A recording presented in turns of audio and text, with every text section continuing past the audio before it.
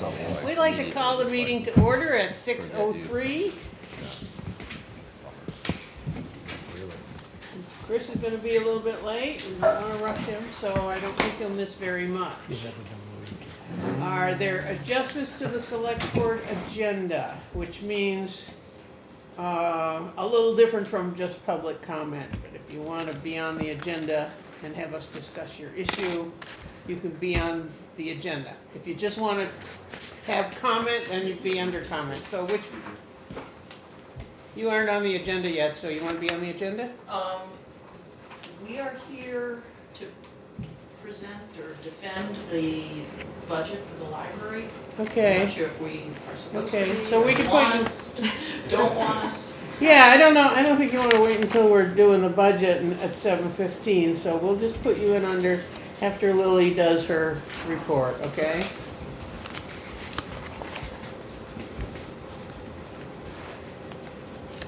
And Steve?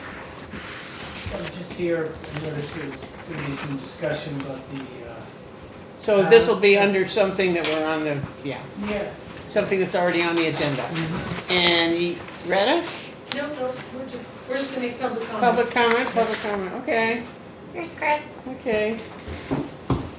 Well, here he is, oh darn! You didn't miss much. All right. Go Buffalo. Thank you, Sister Deb. Mhm.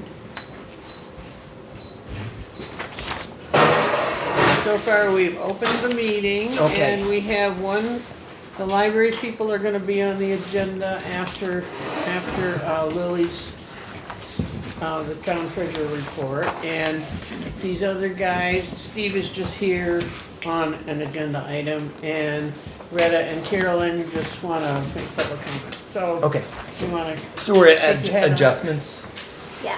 Okay. so that's what I don't are know we if up I went to? to my handout. No, we're signing. Minutes were approved. Not yet. Not yet. No, that's We what got we're there gonna yet. do. Okay, That's where we are now. Lizzie, here's sorry for my, some copies for you of Tardiness. several different ones. Thank you. all right. So there's no other adjustments to the agenda?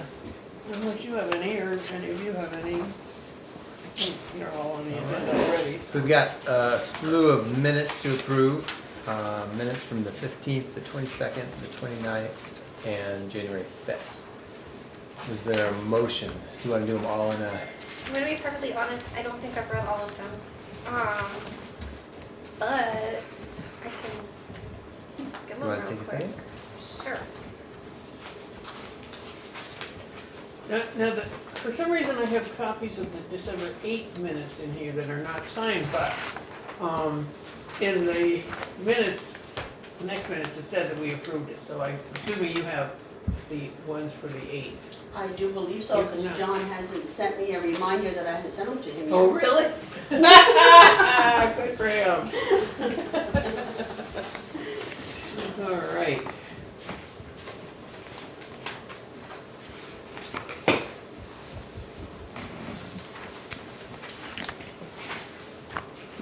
So, yeah, we had some little budget meetings, nobody came,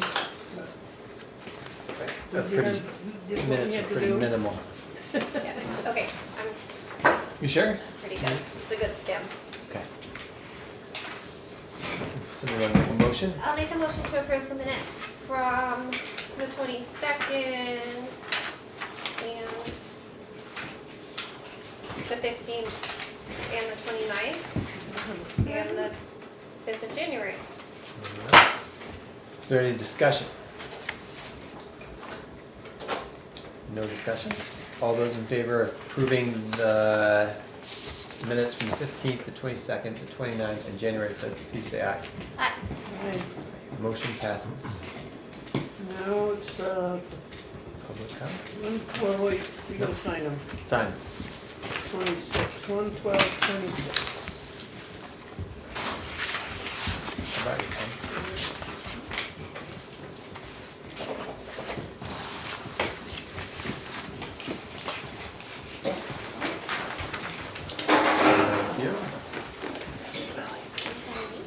Thank you. Yeah, I think these are Oh, each one they're of the each, individual okay. ones, yeah. Got it. Thank you. Just leave them all in here.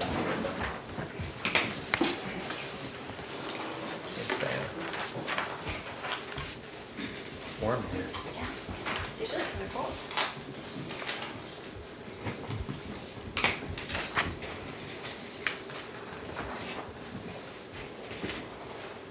All right, I think that business is taken care of. These are gonna all go. So we have time for public comment. We're on. All right, you're on. Welcome. Let's see, is Patrick here for public comment or on the agenda? Agenda item? No, I'm just here to listen. Oh, okay. Well, I'm gonna start, this is in regards to the food shelf has purchased and put in a Renai furnace. There are 2 100-gallon tanks on the side of the building. We are separating the heat sources from the fire department and the food shelf. Heaters in place. A couple of things is where they're positioned, we need to further down the road think of the position of where they are because they're right in the way of a plow. And so in the future, way down the road, we don't have to worry that much. And I just want to throw this into the town. If in fact later down the road, which Retta just brought that up to my understanding that the electric and the heat are under their budget, the fire department's budget for the next 2 years. For the rest of this budget and then next year's Yeah. budget.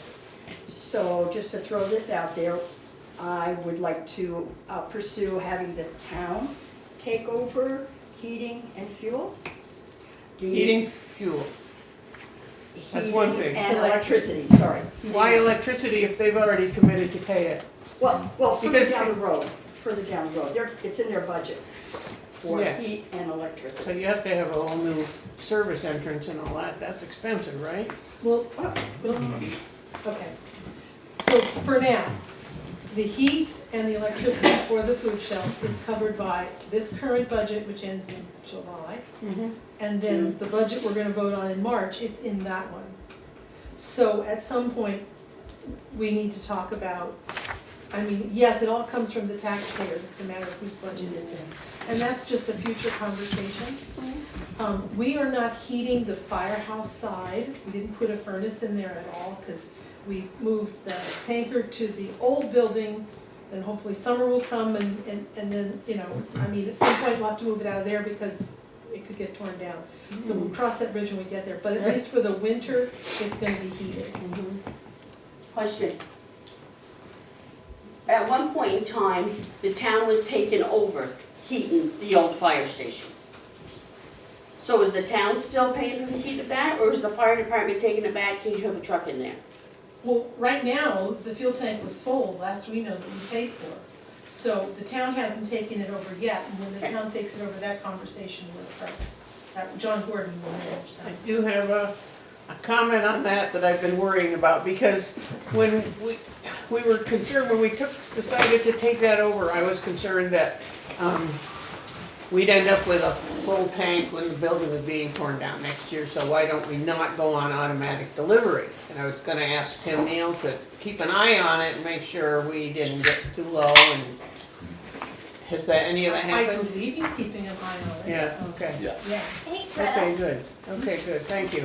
my question is, I reached out to Borns, Yeah, Borns. yeah. And that building the bill should be sending to the town now. So are you saying that you're receiving bills recently? To fuel the old station? Yeah. I don't think we've received a bill to fuel Okay. the old station yet. Okay. Okay, it should Yeah, I mean, be set up it's- where it's coming to the town. Yeah, Okay. yeah, I mean, it's really just a flux thing. We're trying to get this whole thing sorted out and get everything where it belongs. And, you know, having that furnace fail, you know, it just kind of threw a kink into this and put the food shelf at risk. So, I know you got a grant to help you with the Vermont furnace. Food Bank gave me $1,300. 1,500? 13. 1,300? No, that's not enough. No, it's not. So I will apply to the Woodbury Fund Okay. for some more. I mean, my job there is to feed people, and I don't really want the expense, so there you go. So I'll do the grant writing and whatever I have to do to acquire some more money. So, Robin, to answer your question, we did agree to pay the heat for the annex. But then, when they decided to stop using the annex, anyway, somehow it got switched over. It was $5,000. We're gonna pay it one way or the other And for the other when you building. talk about switching it back, I mean, it really is it's kind of a messy way to do it, but it's like, when you've got these buildings and things keep changing because of the buildings, we're just trying to keep up with it and, you know, I mean, it'll all come out in the end, it's still taxpayer money for both. And things have to be funded. So, just a minute, but we still own the fire station. I imagine we'll probably still own it. I mean, I don't know when that's gonna happen, but I'm hoping it gets us past frost, the last, like May. So that then that truck, it doesn't matter, cause this summer wherever we put it eventually. I think I don't know if we could fit it into the current fire station by just moving trucks. I don't know, it's not my problem, it's a firefighter's problem. But, you know, it's just a matter of just keeping things safe, because that's an expensive vehicle. And I understand that, Go ahead. so we should be thinking about budgeting for heating the food pantry for next year. 27. Well, Yeah. 28, yeah. For 28. 28. Well, Yeah, because, well, 27, isn't that what we're working on? It's No, on- so it's good, it's funded through this fiscal year, next fiscal year, and then it's the one after. No, but the fuel, the LP for the Renai, For now, for now. the fire department's under their budget for right now. That's what I'm, right, is that? what? No, I think the electric, For the new furnace. The electricity, right Electricity. now, there's only one meter Yeah. at the, so if we ever go down that road of splitting the two buildings, the two entities in it apart, we'd have to put in a second service. And But- that costs money, but this is like a conversation, because, you know, right now, it's not urgent because everything is budgeted for, you know, all of 2026, and then we can, once with that, the addition is made, then we can have some brain space to actually talk about sorting some of this out. I mean, but, if that furnace had not failed, we would not be here having this but conversation. fueling that new Renai at the food pantry's gotta be in the budget somewhere for next year, Well, if we make it till, we're not heating it, therefore we're not funding fuel Right. oil for the building. but So somebody has to pay for it. that's what I'm saying. Yeah. We're paying the gas bill for the food shelf.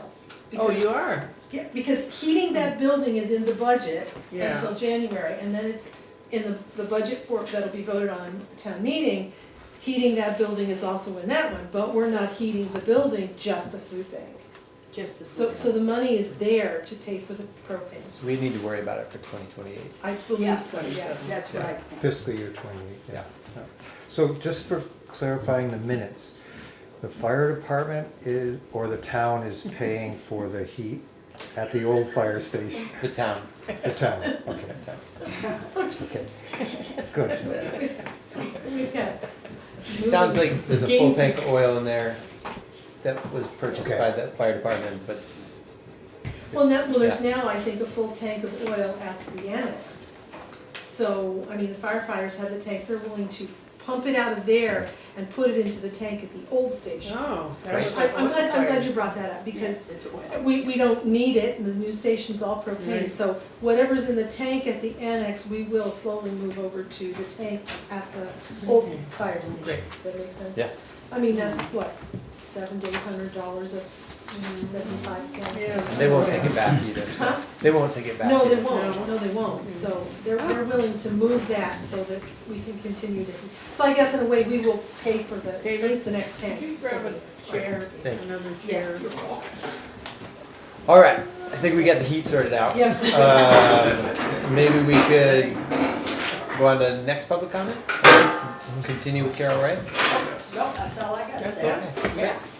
Okay, short and sweet. Yeah. Bye, thank you, Retta. Thank you. See y'all later. Thanks, Retta. Thanks, Retta. Bye-bye. Somebody else is coming too, but yeah. So, before we move on, is there any other public Thank you. comment?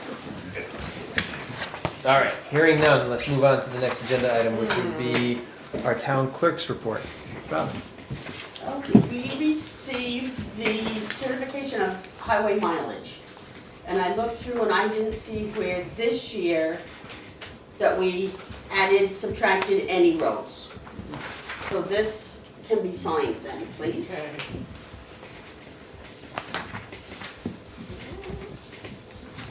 Levi, anything up? All right, so cool.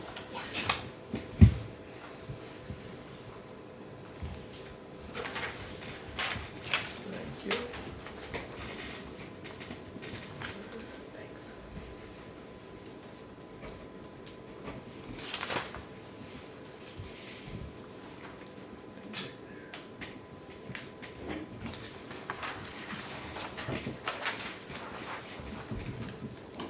All right, we're signed up. And Diane, this is a follow-up from an email that I sent you the other day about the exempt properties for the warning. I believe this is the year we have to do the ones for the fire station. No, I didn't get that email, but anyway, probably came to my town email and I. Yep. So what I did is make a copy of what Barb sent me Okay. and the 2017 town report, where the article is in there. Okay, oh, thank you. And Brandy would like an article put in the warrant for the delinquent tax penalty and interest to be 2% per month, with 1% going to the tax collector, the delinquent tax collector, and 1% going to the town. So she wouldn't be getting an hourly wage anymore? What is it now, Robin? Right now it's 1%, 1%. with none of that going to the delinquent tax collector. Got it. But she gets an hourly wage that she negotiated. So this would be instead or in addition to? I'm thinking in addition to. Okay. That's a big question. I mean, you guys weren't here maybe when we had the big fight about that a few years ago. I don't think I was. I don't remember it. But, Because it was 8%. 8% and then, Oh, yeah, this is going way back though. yeah, Yeah, yeah. but I then- do remember that. And then, after a bunch of back and forth and at the town meeting, somebody, stood up and said, let's have 1%, and everybody said, yeah. So that's how it ended up being 1%. So is it 1% of the amount that the person owes, or is it 1% of their property value? 1% of their tax, what they owe. Okay. No, it's like, Their outstanding balance, 1% of Right. that per month. yeah. Gotcha. Okay. And it's, yeah, 1% per month. Because half goes to penalty, half goes to interest. Yeah, okay. Okay, well, we don't have to decide on that at this moment, right? Right, This is the article for town meeting that she's I requesting? think, I believe so. Okay, got it. she can ask, or she can do a petition, or we can decide to Yeah. do it, or she can explain why she thinks that's a good idea. My next thing is, Alfie and I were talking about the water tub in the Gulf today. And I called Dana Hoppy, and he said when he worked for the state, they said it was the state's water tub. He said after the flood, somebody called him up, he doesn't remember who it was, and said that he was responsible for the water tub now. Somebody from the state? That he wasn't sure of. If it was a state or if it was one of the landowners around You there. know, it might have been might have been Gwen or somebody who uses it all the time and found out that Dana knew where the well was, Mhm. wherever, up in the woods. But he says I that, wish he would say, yeah. But he says that he is willing to help whoever get this running again. For all these people that do not have water out there. Is it not And they- running? It's It is not It's not running. running. Oh, really? It hasn't been running for quite a while. Really? Yeah, at least a month. At least a month, yeah. At least. Oh. Oh. I would be willing to help Dana do that. Because he That's says kinda he has curious. some kind of a pump or something that he can hook to it to see if there's a leak somewhere. Right. Oh. Okay. You wanna circle? Can we give him Well, a I'm new, definitely in on trying to fix it too, because, Okay. okay, you know, I think it's important for our community and it is, I didn't realize that it wasn't Many running. communities. many communities. Yeah, there are a right? lot of people that use it Yeah. still. Okay, so we now have a water committee. Another paycheck, all right. I doubt it. So, yeah, I will get with Dana and Michael and we'll form a team. Okay. Great. And, Didn't the state used to put signs that said they don't test the water? Yeah. using Yes. risk? Yes. So are you now assuming risk or? Yeah. No, I just, think we still need to put the Yeah, but- signs I up. mean, the signs, the Yeah. signs get torn down, Yeah, they go up and Yeah. they come down. Yeah, so, but as far as the risk, that's a really good question. I don't know. I mean, if we're just fixing I that, only ask that because, you know, it was presented, is it the town or is it the state? right, It's great to have the water. yeah, yeah, yeah. right, but who's If it- certifying whether it's, Safe. safe? Well, nobody, that's why we have the signs, right? Which I know got ripped down, but we'll just have to put some more up.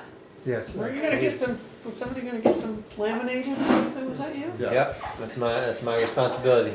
I think, Make Cause sure the I think signs Elsie stay put up a up. sign with a piece of plywood, I mean, it's right now that, yeah, the That's still plywood's there? there, but the sign's the gone. sign's gone, yeah. Yeah. So it just needs a little new sign and a staple gun. Does it ever get tested? It could, but, you know, it's a surface water spring, so Right, nobody's Things gotten can sick change. ever, right? people love it. So, I drink it. I have do. no problem I with drink it. I haven't got, you know, yeah, I get it for my camp, even Stronger though I for could it. get it for, yeah, from right. home.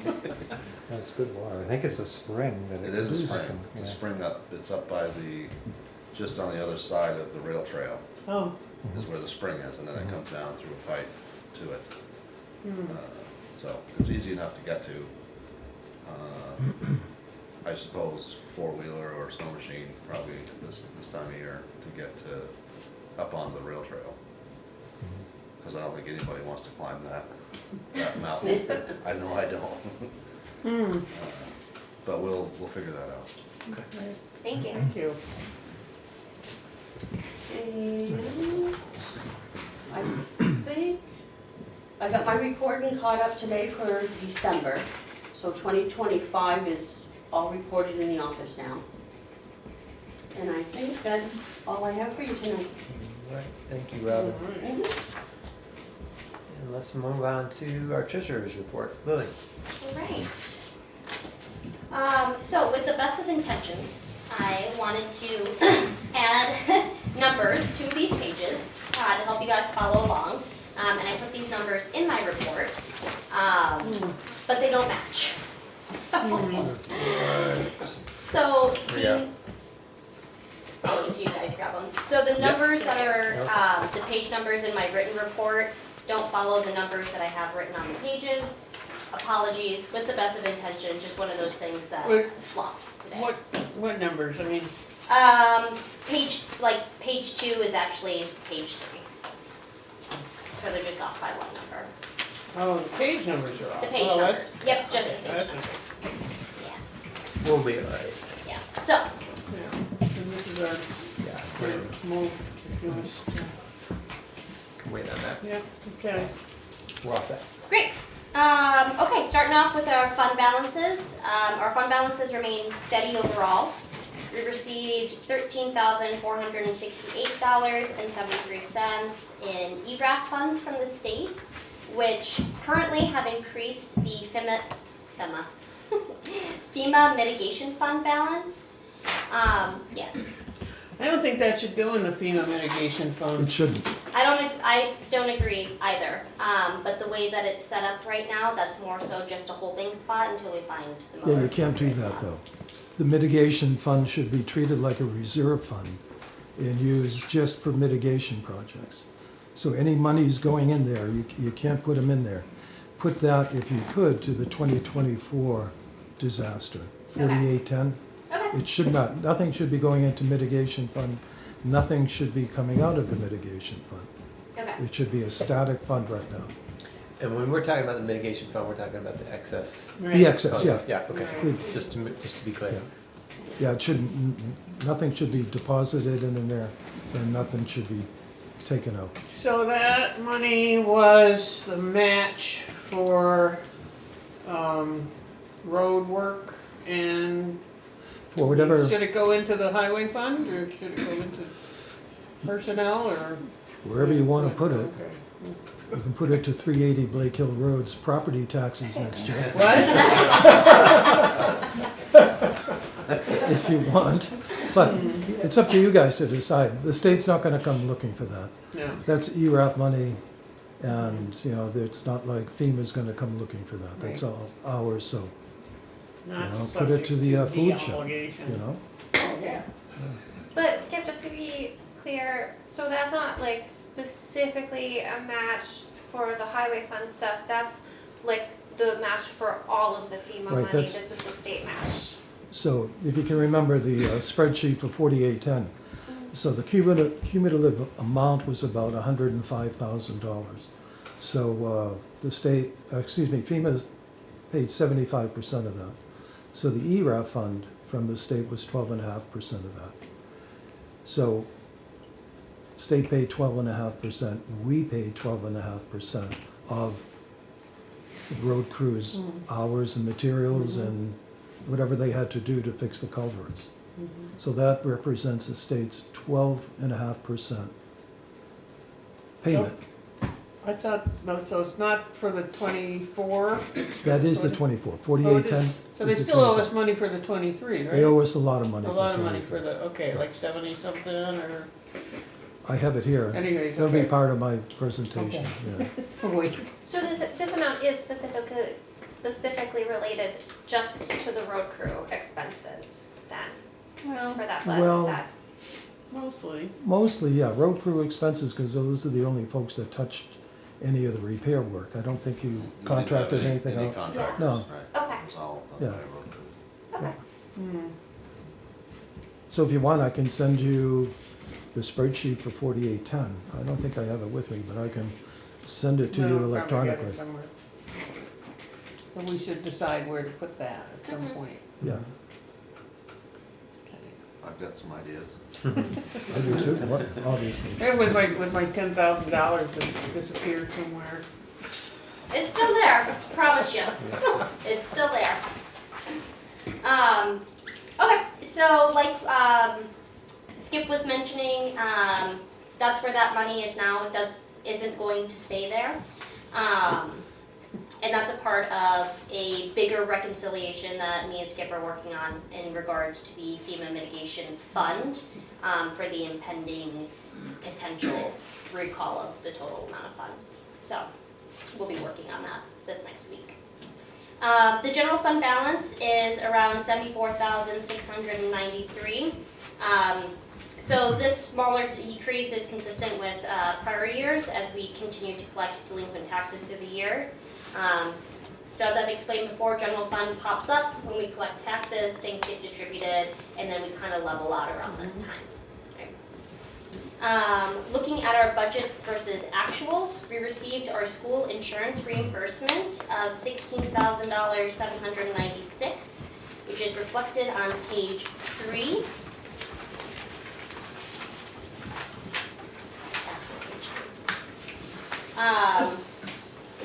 At the bottom of the page, you'll see there, it has gone into the general fund. You guys all see what that is? Yep. Great. On page 5,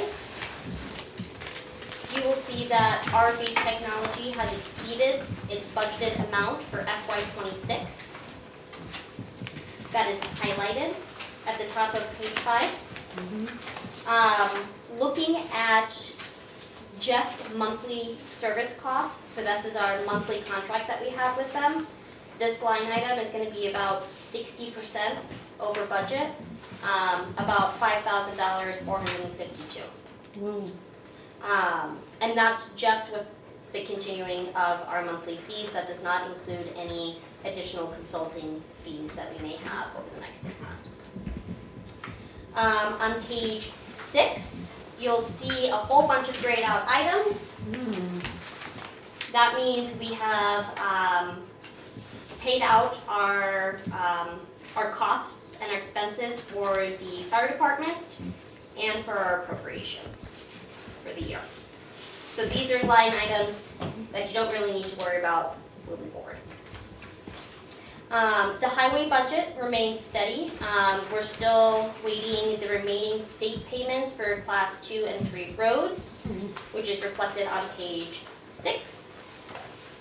At the very top of the page, you'll see we budgeted $22,000 for class 2 and $55,000 for class 3. We've received about half of that amount so far. The only notable change is an increase in the highway's advertising expenses, which is on page 8. That's highlighted as well at the very top. This is consistent with our search for a new highway road crew member. So as expected, it's going to be a little over budget this year as we continue looking. I'm sorry, can we go back to page 7? Yes. The unemployment insurance, there was a number that was, there was a question at the last time we Oh. went over this. Yes. Yep. I'll go over that when we go over FY '27 budgeting. Okay, But essentially, it's opened up a bigger can of worms. I haven't had the chance to dive in and look Okay. directly at All it. right. But, updates. So for for 2026, the IRS mileage rate is 72.72. 0.725 per mile. So that's going to be changed for when we reimburse mileage this year. At our last meeting that I was not here for, there was a bill for late fees for tax filing in 2021. Those have been paid up, but after talking with the IRS, we are also outstanding on a quarterly report for 2024. I'll be working on that to get it reconciled and figured out. How much was that? How much was it? We don't have any fees for that. Just need to get it filed. And then for delinquencies, as of this morning when I checked, we have a remaining balance of $135,895.84 to be collected. Do you know, is that pretty standard amount for delinquencies at this time of year? I would say so. Yeah. This year, our delinquencies were higher.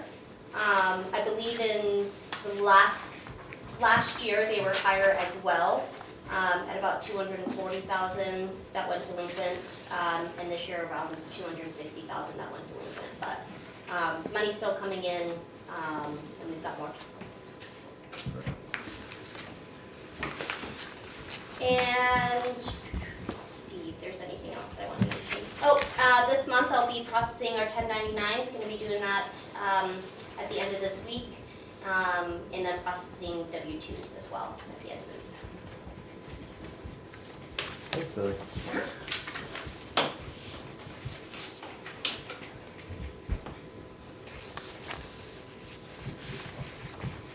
All right, and it sounds like we had a agenda adjustment, right, for the library?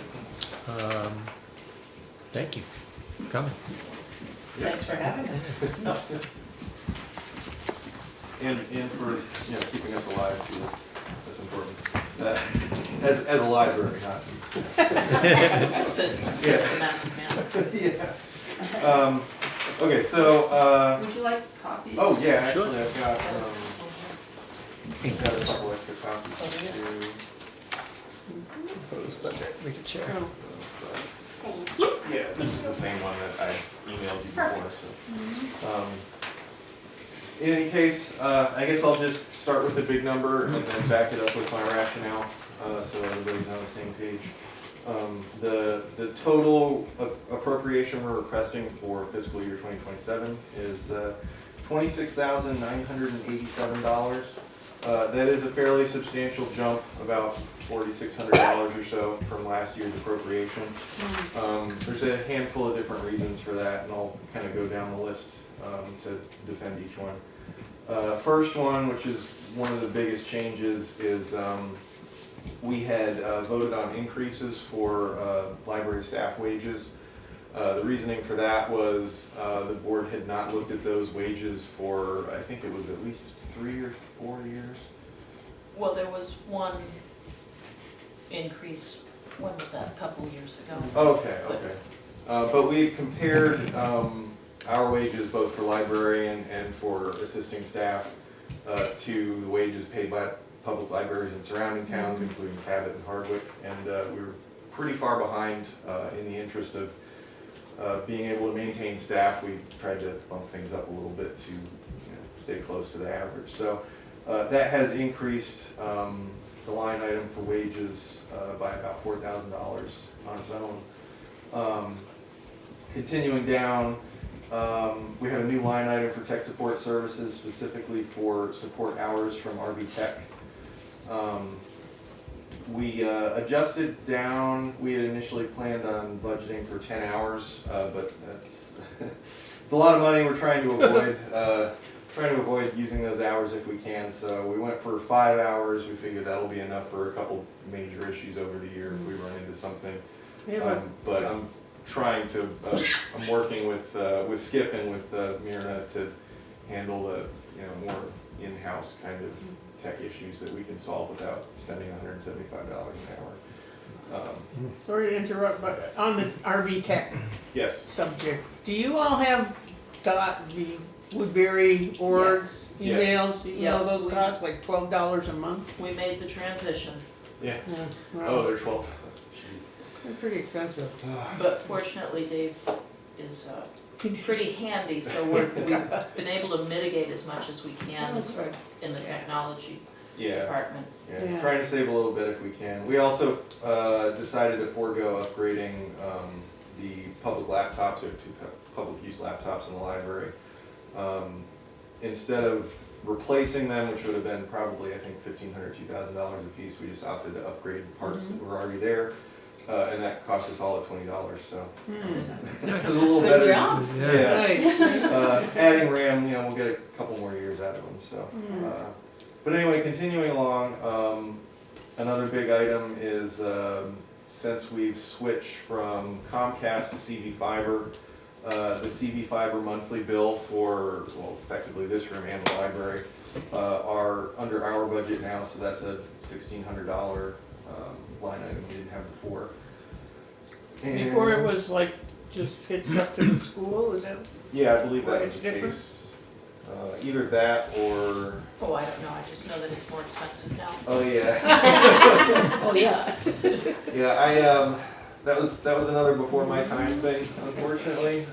It was either shared with the library or shared with the school, I'm sorry, or somebody else that had an interest in this room, because I think originally the fiber's over there now, but I think originally the Comcast cable would have come in here too. I think the school did cover that in the past. Okay, That's my all right. understanding. So yeah, now Yeah, so that's on us now the effectively. division has been made. So we do the whole, for both, the library budget covers the Wi-Fi for both the library and this room? Yes. Yep. And then, let's see, beyond that, I don't think we had anything particularly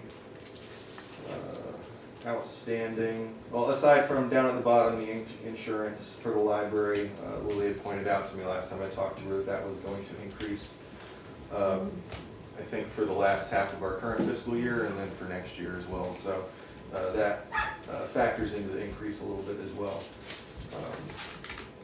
But that's the short of it, I guess. If anybody has questions, we can try to answer them. So CB fiber is both phone and Wi-Fi? Yes. That's $135, that's not a bad price. Yeah, I wish I could get that price at home. Yeah, I'm not sure if they're doing some kind of institutional discounts or what, but, Comcast used to do that, right? yeah. Wasn't worth it.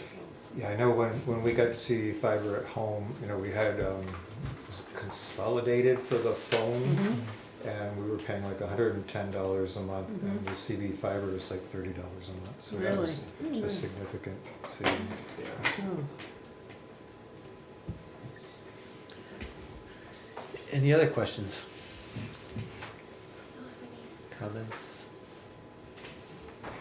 Lily, have you already put these numbers in? Yes. The library did have some updating changes in terms of account names. So those have been updated in NIMRIC. And when we finalize the final budget, this will match what's in NIMRIC. The updated account line item names. Yeah, and that was just a matter of, we had some old account lines that hadn't been used for several years that were for specific projects and stuff. So we kind of cleaned that up and updated some other ones. And you still have Linda Tucker money? So that's actually one of the things that we were discussing updating. Effectively, whenever the librarian purchases children's books, they're all under quote-unquote Linda Tucker funding. We've continued to leave that name on there for anybody who might be wondering where. It wasn't a grant, but it was a. Sorry, I'm still new to all this. A gift. Endowment? Yeah. Endowment, something like that, yeah. But people still might want to donate to it. Yeah. Yeah, so we left the name there for that purpose. But, yeah, that was about it. Thank you. Unless there's any other questions, I appreciate you guys bringing that in and presenting. Thanks for bearing with me. You did a great job. Appreciate it. Yeah. Thank you. I'm gonna stay and listen to the next. All right. Oh, I might actually duck out. All right. You guys are all right, I don't wanna breathe your air any more than necessary. Take care. Have a good night. Thank you. Appreciate it. All right. Our next agenda item is the future of Woodbury Elementary. Ominous. I know, right? Definitely. That's how I felt after that meeting the other night. So I wasn't entirely sure what direction you wanted me to go with this or talk. So Darian Sinowitz and Save our school, is that the direction? well, we'll get there. Okay. So I don't know. So firstly, last Thursday we voted on the MDU budget for the year, which from our first budget proposal dropped close to $500,000, I believe, out of it. Most of that was additional services being requested by principals across the facilities. On the SU level, about $950,000 was dropped out of the budget. I know Hazen dropped money out and is cutting teaching positions. All of this is because, as everybody probably recognizes and feels, taxes are going to go up again. And one of the things that struck me in all of our conversations was that about 80% of those costs and increase are out of any one board's control, even at the SU level, because it's state mandated increases by and large. So it's things like health insurance costs going up. It's things like transportation this past year went up 21%. Well, So I is guess that just because of is there more routes or No. Going to Greensboro or No, in something? fact, so it went up, so the busing contract with Wildcat is on a 3-year cycle. Technically, it's up for a bid, but anybody know any other busing companies around bidding on? Yeah. Right, so they can ask whatever they want, essentially. So that's problem one there. Problem two is that the cost of everything has gone up, right? So the cost of a replacement bus, the cost of gas, the cost of, so that was the number that they felt needed to go up. Again, on the SU level, we looked at busing and transportation as a major cost, obviously, and realized that the bus routes have not changed since about the 70s. So looking into that, the administration felt confident that we could cut a couple of routes, which would, to the tune of about $150,000. Really? Each bus, roughly each bus is $50,000.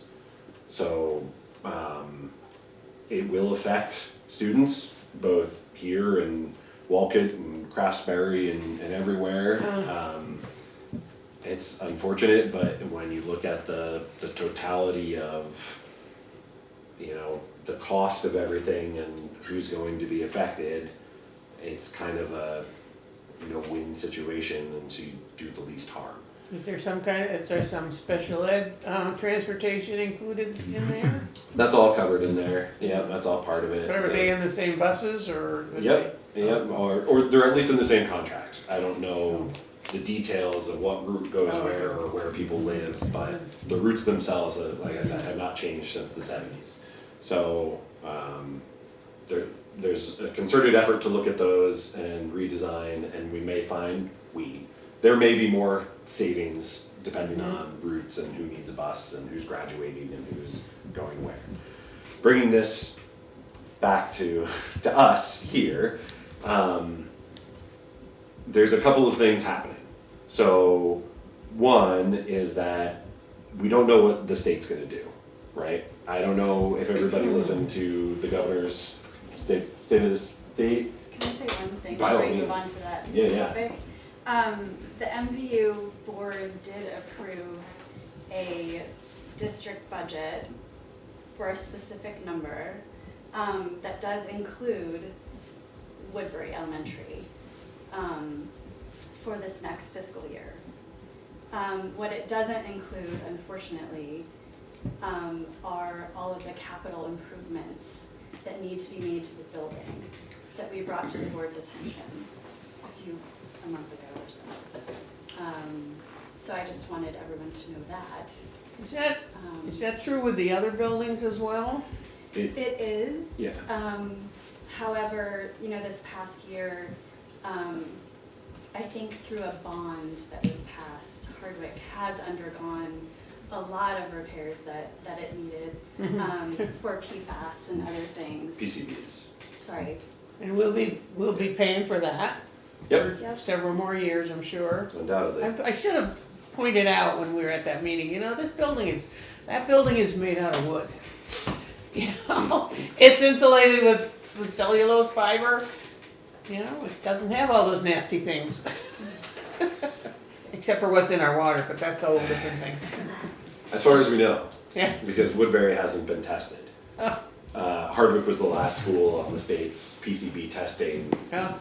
So, yeah, we got stuck with that. Last school to be tested, and all the money ran out from the state before they could. So it's a constant drumbeat from us at least, and hopefully everybody, to go to our legislators and say, hey, where's the money? You forced us to do this without any recompense for it. Yeah, the other thing that's really killing us here in Woodbury is the CLA, is the common level of appraisal thing. And until everything can be reappraised, it will continue to kill us in our tax rates for the schools.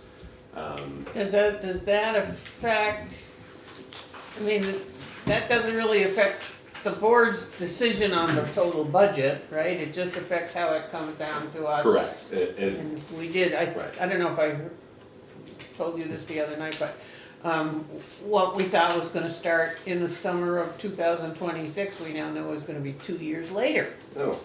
So our CLA is gonna keep getting worse and worse, and that's crazy. Yeah, and part of the conversation from what I've heard on the state level is a recognition that that is a significant problem for communities, as well as just the idea of property taxes funding education. Well, that's another big one. Right. And where any political will may exist to do anything about that, I don't know. I'm not gonna try to predict one way or another what the legislature is gonna do at this point. But for Woodbury, I don't, hopefully nobody's surprised if I tell you that the drumbeat is already starting of folks primarily located in Hardwick that just say, well, why are we even bothering with Woodbury?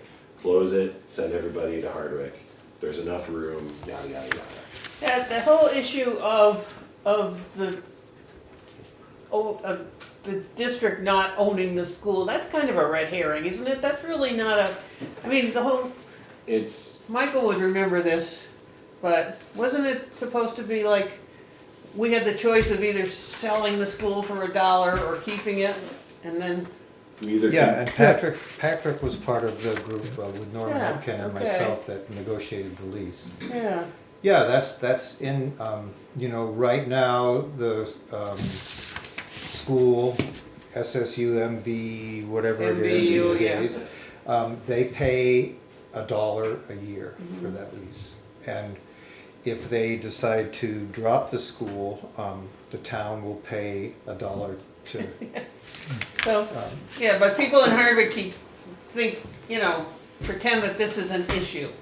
right. That they don't, the district doesn't own the school, so we'll just give it back. But it's really not. It's not gonna make any difference. It's not a financial issue as far as what they pay. I mean, obviously, what they don't like doing are the capital improvements because it's not their building. That's usually what the complaint is. Yeah, it's funny. Right, but I guess to my mind as an individual not representing the board in this conversation is, if you own the building, you would be required to do those repairs. If you're leasing the building, you're required to do those repairs. In either scenario, Right. if people get what they want and they close Woodbury, then it still goes back to the town. and Right, You've still yeah, paid for it. exactly. It's just, I think it's just a way, it is kind of a red herring, it's just something that people can point at and yell.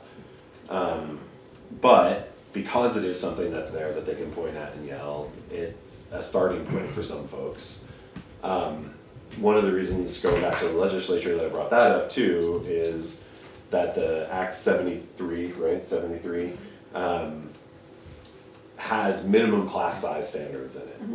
And Woodbury does not meet those, right? Heather, you looked into that. Yeah, it does not meet those Currently. currently. Yeah. And I think we will have a problem next year in terms of projected enrollment. So the idea was always spread people out, right? You have the choice to go to which school you want to go to. And in reality at this point, what we're finding is that there's not a lot of folks from Hardwick who want to go to a different school. Regardless of the fact that the educational outcomes in Woodbury are far exceeding, by the metrics that we have, are exceeding what is happening at Hardwick Elementary. So, but there are some from Hardwick that bring their kids here, Yep. right? And there are some from Greensboro as well. Really? and Yeah. I don't think anybody from Standard, but that, my understanding, is more because of transportation issues. Sure. And just being able to get from Standard Yeah. this way far enough to either catch a bus or get here in Yeah, time yeah. for school. So the kids from Hardwick who go to Woodbury, is there buses for them or? Yep. Oh, okay, Yeah. so their parents don't have to bring them? Yep, yeah, they can meet at the elementary school Oh, or okay. various places around Yeah. town, is my understanding, Yeah. and get a ride here. And same thing in the afternoon on the way back. What are class sizes right now? Just roughly? There's 45 kids? Yeah, I actually 7? have the breakdown written down, but it's sort of, I guess the general range is between 9 to 13 students, and the grades are mostly combined, except for, I believe, 6th grade. It's a It's big separate class. Yeah. Do you know what the minimum standards are that are sort of being requested or required at this point? Yeah, it depends on the grade level. And so they sort of increase as you go up in grade level. And you cannot combine more than 2 grades in one class. But I don't have the specific Okay. numbers, but I would say that we're very, very close. Okay, This well, year, we're off by like 1 or 2 students Yeah. in certain grades. So it really will depend on, what happens next year. What's the teeth behind that legislation? You know, is a financial penalty if you don't have certain class sizes, or? My understanding is the state says you have to close that school. So, right, so I And who knows how exactly that will play get out. implemented Yeah, that's or what play yeah, out. going on. But I think the key driver of the legislation, from what I know, is to lower costs. And they predict that those costs will be lowered by, a level of forced consolidation combined with a new formula for education funding, foundation formula. But, who knows whether that will actually result in cost savings remains to be seen. yeah, one of my, when they required the different towns to consolidate into one district, the whole reason for that was cost saving, and it didn't make a damn bit of difference. No. So I just don't buy that No, and from my most- experience. I feel like most right-thinking people don't. Yeah, I've never seen it. right. And maybe you get some like your first year, but then it's all right back in. So one of the things that I was looking back through some of the public folders on was we in December got a rough breakdown of some of the projects and the capital cost improvements for the different buildings. Oh. I do have that printed out, but I was not so diligent as to bring multiple copies. And I can email it to anybody, obviously. But it is available in the public folder as well. But I would say the main one is one that we've talked about briefly before, which is redoing the fire escape. Between that and the window well egress thing from the basement, those are the 2 major ones. The elevator upgrade, so replacing the, what do they call it, the box, the carriage, turned out to be much cheaper than anybody thought it was going to be. Yeah. And as a board, we did vote to use capital reserve funding to do that project, to make sure the elevator is still functioning and can pass muster to be used. So that was, But- you said at one point that there was rust on the carriage, is that Yes. the one? So they're gonna replace the whole, Apparently, yeah. but not the controls? But the controls for the elevator, both here and at Hardwick Elementary, are, I wanna say 20 years old. They're all outdated, Yeah. and if something breaks or needs to be replaced, they're literally on eBay, just trying to find someone somewhere Yeah. who's disassembled one of these elevators to be able to get a piece to fix it. So, I mean, it's gonna have to happen one way or another. When, how, who pays for it, et cetera. That becomes a broader question. So people are throwing around the number $500,000 between those things, is that? So that number, well, I'll check. So that number, I believe, was, they were trying to say that was the elevator, but that was mostly the, Fire escape? yes. Was that bundled with like the egress window work?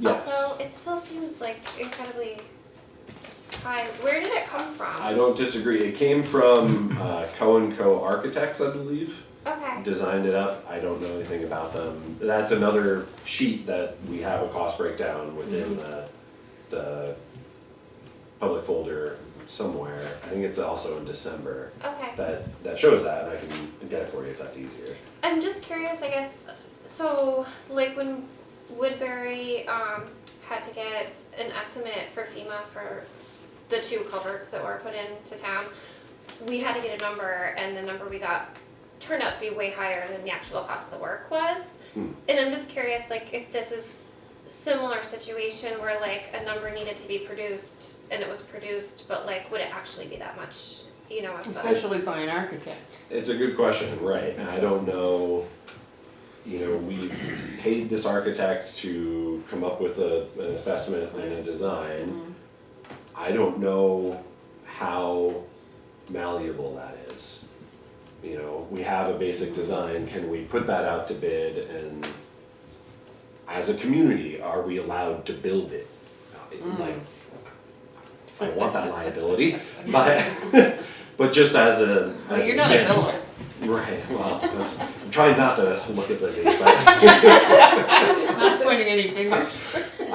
But yeah, I do wonder if if it goes out to bid, if there's the possibility that would be cheaper.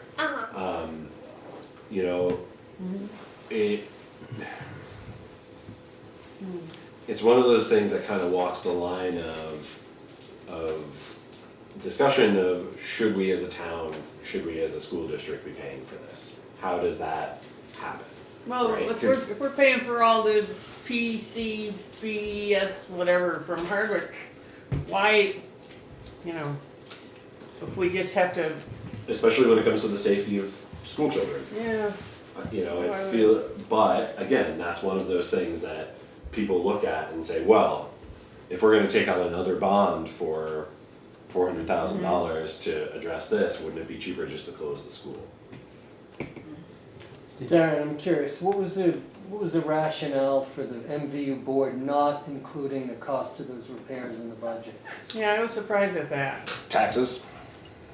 I mean, Keeping the per student, ratio below the threshold to trigger an increase in taxes was really the driver, and I think the board was trying to look to, not that this doesn't have an impact on students, it absolutely does, but rather than cut from funding for actual instruction, teaching, services, I think there were other compromises made in the budget to make that happen, basically. so there's a threshold that our budget is dictated by the state, is supposed to be below, that they believe is the cost of educating students at whatever level, right?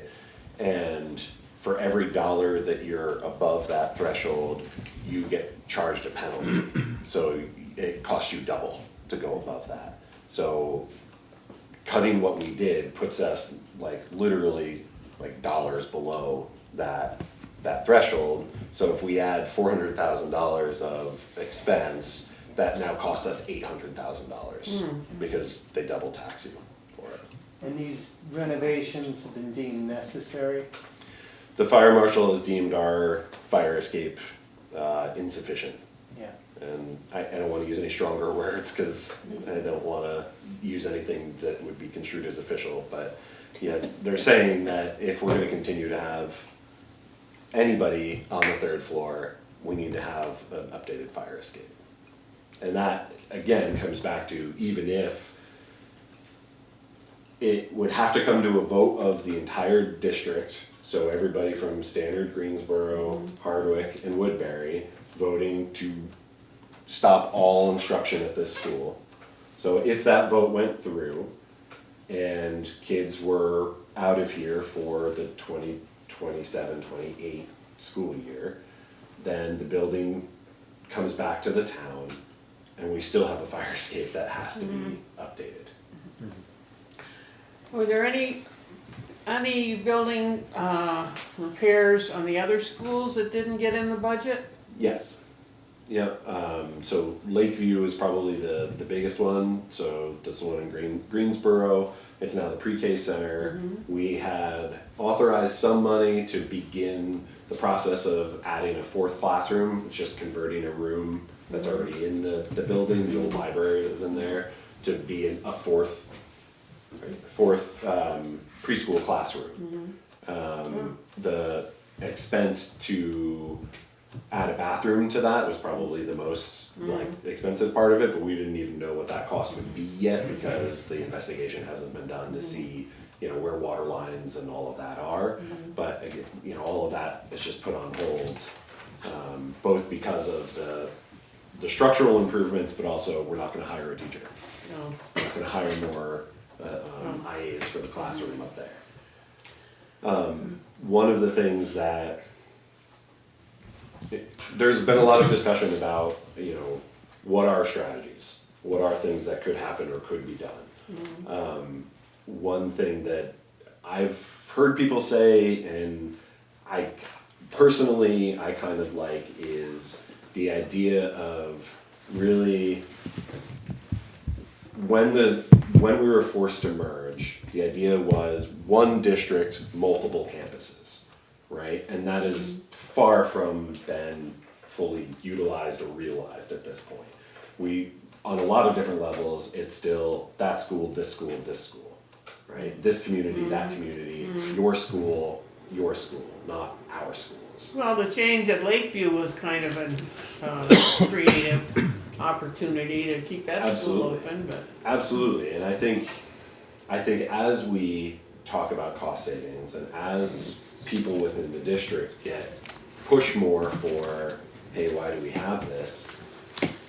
I think there's an opportunity to take this school and instead of having K through 6, have K1 for the entire district. So regardless of where you live, your kindergartners and first graders come here. And then they move to the next one, or something of that iteration, whatever the numbers work out to be. Or I think having younger kids here for some of the same reasoning that it made sense to put all the pre-K kids in one building together, I think makes a lot of sense. And as somebody pointed out to me recently, that one of the big issues that apparently happens when kids get to Hazen, get to middle school, is that there are so few kids that end up usually coming from Woodbury.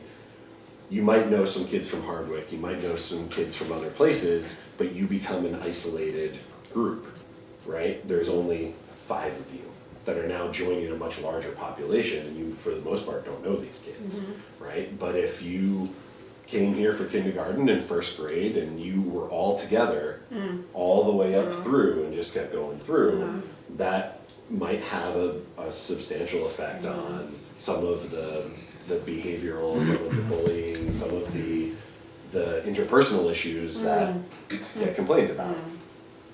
I don't know how you would ever quantify that, but it feels right, I guess. I can see why kids, maybe 6th graders would do well to go to Hardwick, but, and start opening up their opportunities, but. Sure. I don't know, and I think a lot of what is gonna happen this coming year is, and we've already talked about it as a board, in our next meeting, we'll probably set some kind of subcommittee that's gonna start talking about what does the district look like, what do we do? You know, are people in favor of, you know, maybe as I'm saying this, you're all thinking, yeah, we don't really need this school, right? Maybe that is the wider view within the community, right? In any community. I don't think it is, especially not in Woodbury, but I think starting that conversation and thinking about creative ways to address it makes more sense than just the hammering drumbeat of just fewer schools. Now, last year when the bond was voted on, that was a separate article, I think, on so there was budget and then there was the bond vote on the same page, I think. I think they were on the same ballot. I think so. But they were separate, yeah. Yep. The bond was definitely separate. Yeah, which is something, anyway. So I just want, before we go any further, we have a fairly full agenda, and I'm happy to keep going if that's the consensus for everybody. They want to keep the conversation about this going. I do have one question that I would like to ask you. So this is the age-old question that I have about the outdoor classroom. I knew you were gonna ask. It seems We'll like give it back. it seems like Joe Houston said that, well, that'll probably happen next summer. It's, every summer, every year that gets pushed down a year. Maybe we should just drop that idea. I don't know if there's even any outdoor kind of classroom stuff happening at Woodbury School anymore. There definitely is.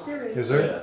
Yeah. Okay. Well, Which again, I think is one of the strengths, Yeah. is that this facility and these grounds offer so much opportunity for outdoor education and hands-on learning, and yeah, I mean, the the Four Winds program, I mean, all of it is an amazing opportunity for kids Okay. that I don't think you could do a lot of it at Hardwick, like just from the sheer location. Right. Yeah, the outdoor classroom piece, my understanding is the money's all there. It just has to start. Yeah, I don't know if is it budgeted for the next fiscal year? Was Is that something that get dropped I also? thought a certain amount of money was set aside. That's what for I thought. this That's what I specific thought too, yeah, and the project. town has Is- given a certain amount of money towards that Is there project. any opportunity, I don't know where this, Maybe it will happen next summer. where the property lines are, but is there any, the town owns a big piece right on the Yeah, other side. the town owns half the wetland, the Woodbury School District owned the other half, and we weren't allowed to transfer it. Yeah, we were The trying to hang on Woodbury to School the- District wasn't allowed to transfer it to the town, which is what we Yeah, had we kind of tried to hoped do it would that at happen, the so it last would all minute. be of one piece. So the school district does own half of the wetland. Is there any place on the town's land that, There's a outdoor place that's classroom all could be- been picked out and, was all set to go. but it's a not few on years the ago. town's property? No, it's on the schools. Is there any place on the town's property where something like that could be built by the town without, No. without needing an architect's plan and all that stuff? Not really, I mean, No. it's kind of the nice flat area down here out past the playground. Yeah. Is where the spot is, and there's not a whole lot of space, that isn't trees or wetland, on the town's half. So, I mean, you could put something there, I suppose, but. Can I say one thing in conclusion? Or not, maybe not, if you have more to say. But I think procedurally, the hope is that the budget as it stands will be approved or voted in favor of by, our communities. But I think looking forward to the future, if the school no longer operates because of state requirements or otherwise, I think the town should start thinking about I agree. what we want to do with that building. And It's how a we're gonna- historic We tried to do building. that in the town. The school up till now has been such a huge part of our community, not just as a school, but, and so, even though it may not be officially the town's responsibility to continue to make the necessary repairs, I think we should, come together and think creatively about what our plans are, moving forward. And I just recall, before we were forced to consolidate, every year the school budget would go up, and every year it would get approved. I remember one year, it was not that long ago because we were in the gym, but, I remember Heather Lampier got up and said, "This budget is $1 million." But people always voted for it, they wanted to support the school. Now we don't really have the choice because we're not alone. School budgets still continue to pass year in, year out. Yeah. But But I think the town should start thinking about planning for the inevitability that that building returns to the town. It's, it's gonna be a liability just to keep it empty. An expense that we, really don't have the money for. So, we should start thinking about what would happen there.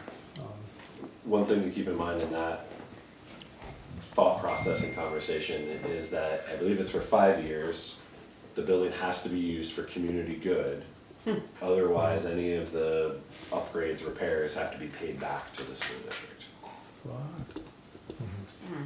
that's part of the lease. So if we sold it to some high-class developer who's gonna build a Trump Tower or something there, we would have to pay, yeah. Yep. Yeah, I remember that.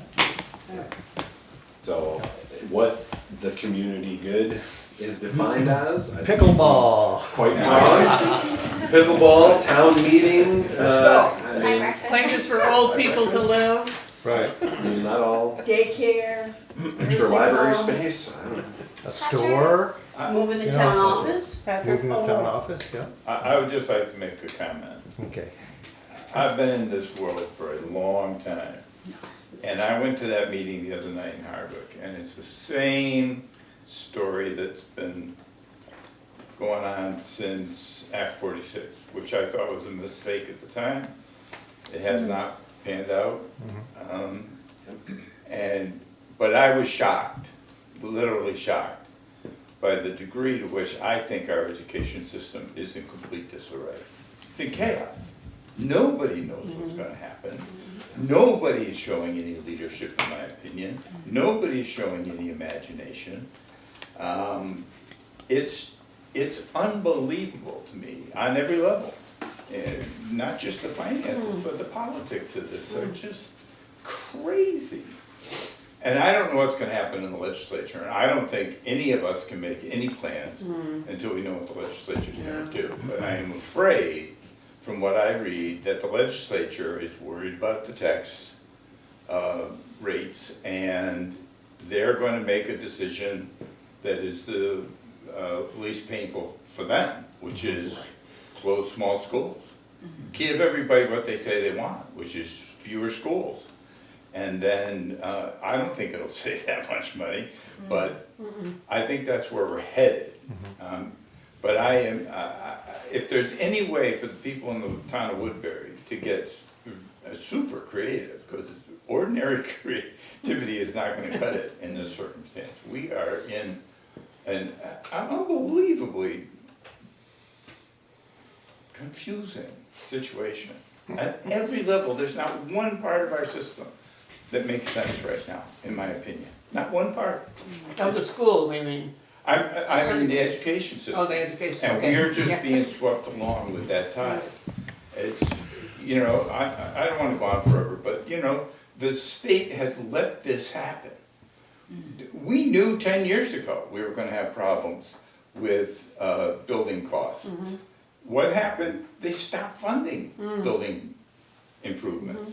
It's like, that's what they've been doing right along. You know, we have a problem with consolidation. Okay, you towns, you go figure it out. Well, you know what? The towns are not gonna figure it out. The towns are not good. Hardwick, if you sat in some of the meetings that I sat in, and some of you have, where we talked about what to do with Greensboro. You know, it's still town versus town. People don't wanna give it up. What has the state done about that? Nothing. They're doubling down. They're gonna leave it in our laps.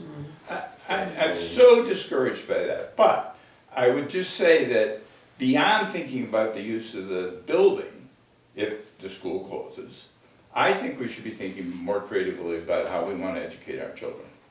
What do we really want for our kids? Because we don't want what's going on now. There's gonna be fewer teachers, the principals need help, they're asking for instructional aides, we can't fund them. That's where we're headed. So, I just wanna say two things. A, it's a mess, and B, if you really wanna keep a school here in any form, we better sit down and start talking about what that looks like. But the thought of forcing Callis to close and Worcester, those are bigger than Woodbury. Exactly. But I think, don't we have to get a vote? Don't we have a right to vote? Not anymore, I think it's Not a as a district town. Really? vote now. It's a district all The the first time. few years, the town had the vote to do it, but I Oh. think at this point, it's a district vote. Oh. You know, it just galls me because I know a lot about healthcare.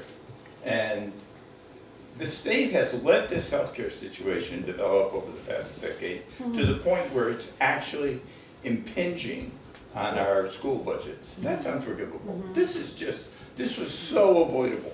in my opinion, but here we are. And they're not gonna fix the healthcare problem. So you're gonna have, it's not the teacher's fault that healthcare is so expensive. It's crazy. But, like I said, I don't know if there's an opportunity to do something like, if the town wanted to do it, A, would the town want to separate from the union?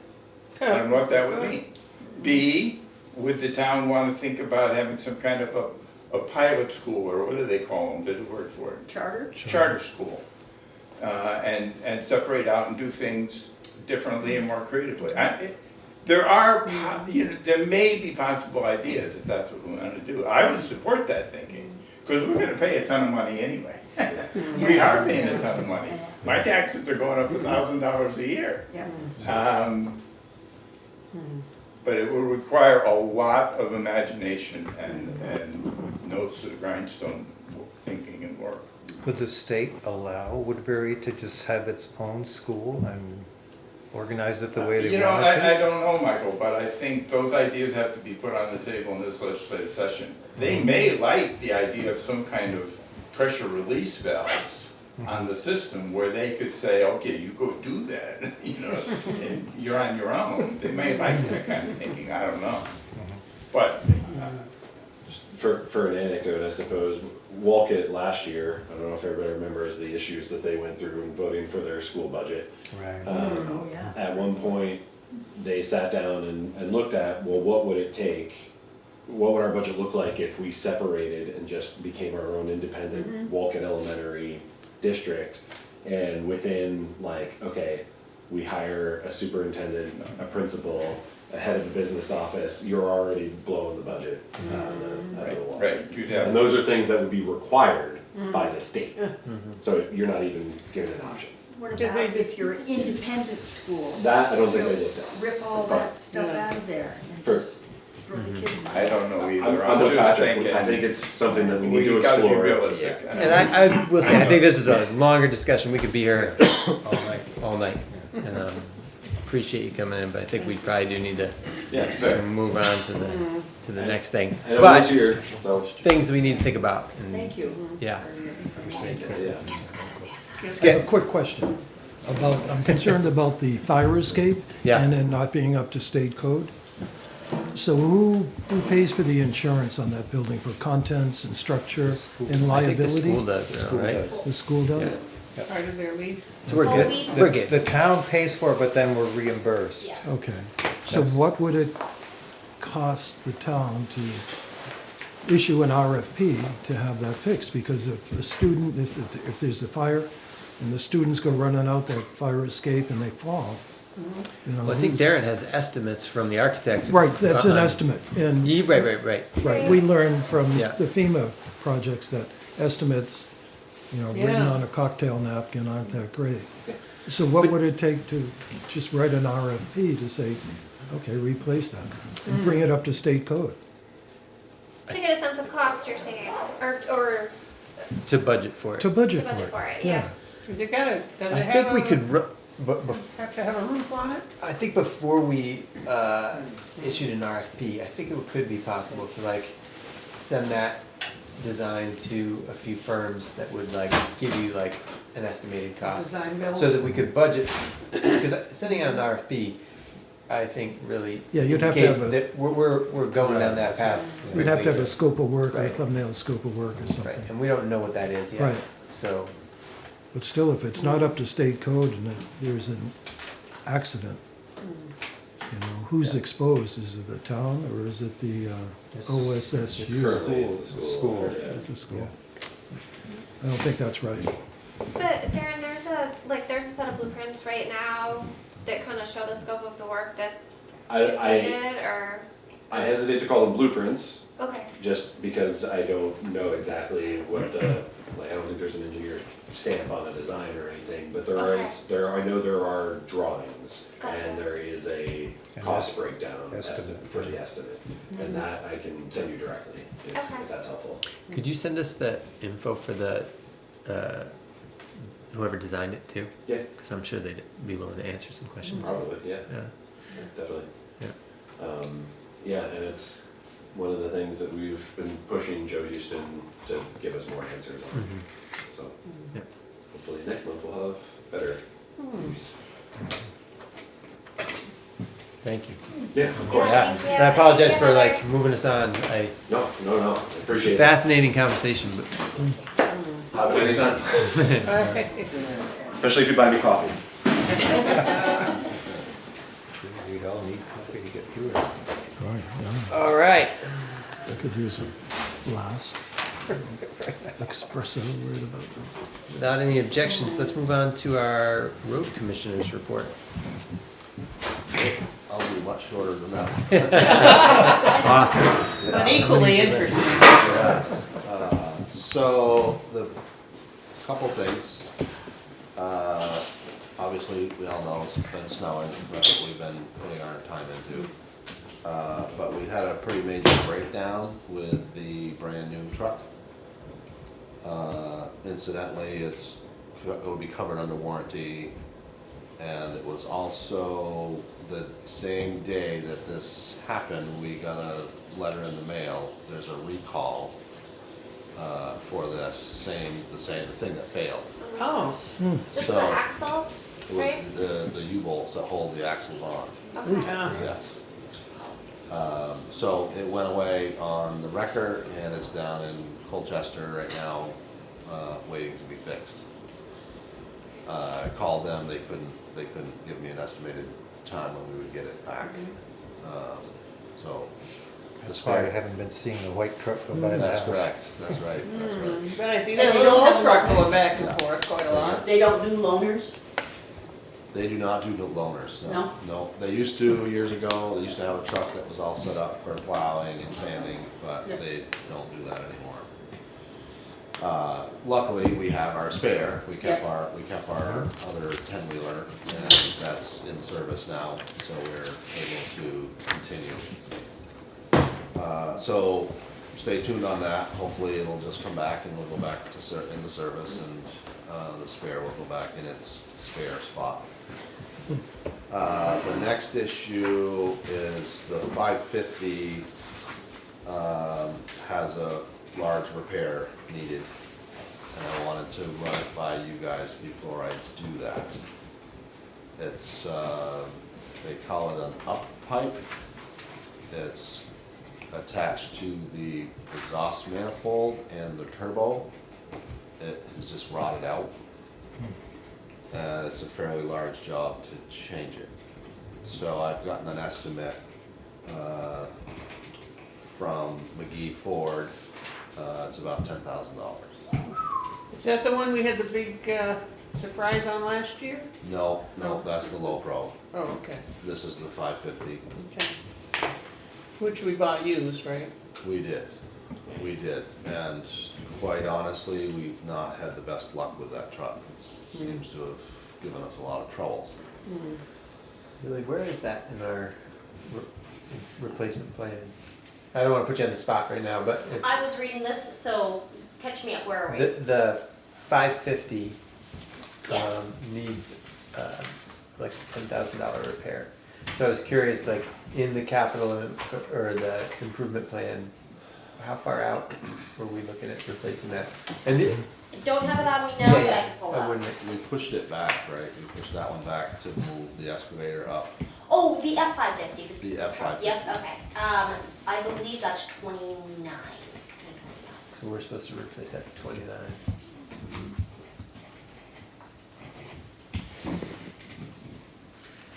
So that's what I was thinking too. I mean, do we spend $10,000 on this repair and we still have an older truck, or do we take that $10,000 and put it towards a down payment to replace it? What did we buy that for? We Purchase. paid, I wanna say around 50,000 for it. Yeah, it was That what, a was couple of years ago? Yeah, at least 2 years ago. Yeah. So before I did this repair, I just wanted to have this conversation so that you guys were aware and could maybe help with that decision, which way to go. Do you have a sense, or it's probably in the capital replacement plan, how much it would cost new? That's gonna be the plan, right? Yes, yeah, but at this moment, Yeah, Elsie's yeah. probably the best one to tell you how much it Do is. you have a sense of? Yeah, I think it's for a brand new truck with a body on it, you're probably 70, maybe 80, depending on, now if we could just buy a cabin chassis and put just a dump body on it, which we could use in the summertime. And we still have the hopper sander that was on our old 550, which we could retrofit to that, and then we could spread the salt, which would save a lot of money as far as buying a body that does it all. You know what I mean?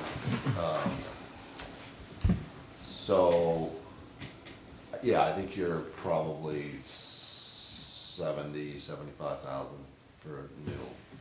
Plus, they would give you something for the old one, because I would recommend we just trade that in. Don't try to sell it on the market. Just get it. You know. You guess what we might get for it?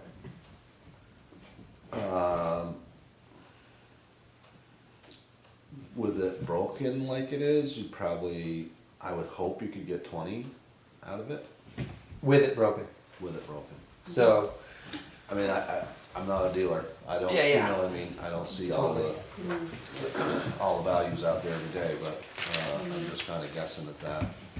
and right now, is it operable or no? It is not. It's not. It's not.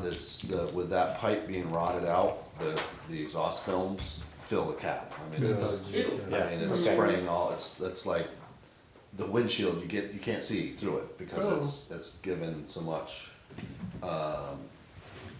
So much of those fumes are going into the cab. And what do you use that one for? Ordinarily, we use it for salt. But because of this, I haven't been using it.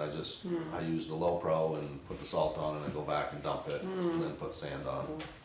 So we're getting by, but it's something that we either gotta fix it or do something more elaborate. Would it make sense to get hard cost numbers? You know, like find out, like those are your guesses and they're helpful, but would it make Well, sense I to know get the that? repair is pretty accurate. Yeah, That's gonna be pretty accurate. I meant for the buy a new and then a trade-in value.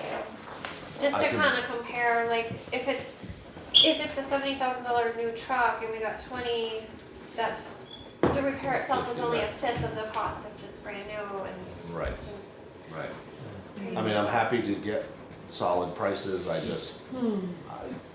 just wanted to know where you guys wanted to go.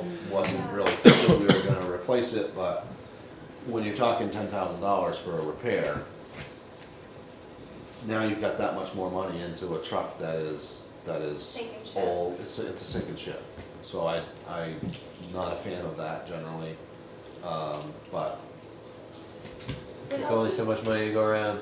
right, Yeah. right, yeah, well, So our next truck that we wanna update in 2028 would be the 2008 excavator, right? yes. That would be the replacement, and what would the cost for that be? I think around 130, I think is what we put into the capital plan. And You got, what does it say, 45,000? that's what the original estimated cost Oh, okay. was, so there's been some changes. So we're putting away 125,000 in FY '27. Assumably, we're gonna do another 125,000 in 2028, right, so that's 250,000. We're talking about buying $130 or $130,000 excavator on top, and additionally a $70,000 truck, potentially over the next 2 years. So my math says that it would be okay, we would still have money left over in the HERF. We wouldn't be digging into Doesn't take any of this. anything now. Right, but that's not here available now, correct? The money? Yeah. Yeah, no, we're still in the hole with the HERF. Yeah, we have to take So care as of far as replacing this truck that needs huge repair, we don't have money for that in the HERF. Not in the HERF. Other places, potentially, but I'd have to. Litigation fund? I'm just kidding. He's gonna throw something at you. How much of the equipment have we replaced, let's say, in the last 2 years? We got the white truck. Since I've been there, we've gotten 2 trucks and the trailer. Great. The grader. Grader, yeah. And the grader, yeah. So that was, yeah, so, yeah, You've been here 3 years? a little over 3 years, yeah. So there's a good chance all of those are gonna come around again to be replaced all at the same time. No, No, it's not. no, the grader's 20 years. Oh, okay.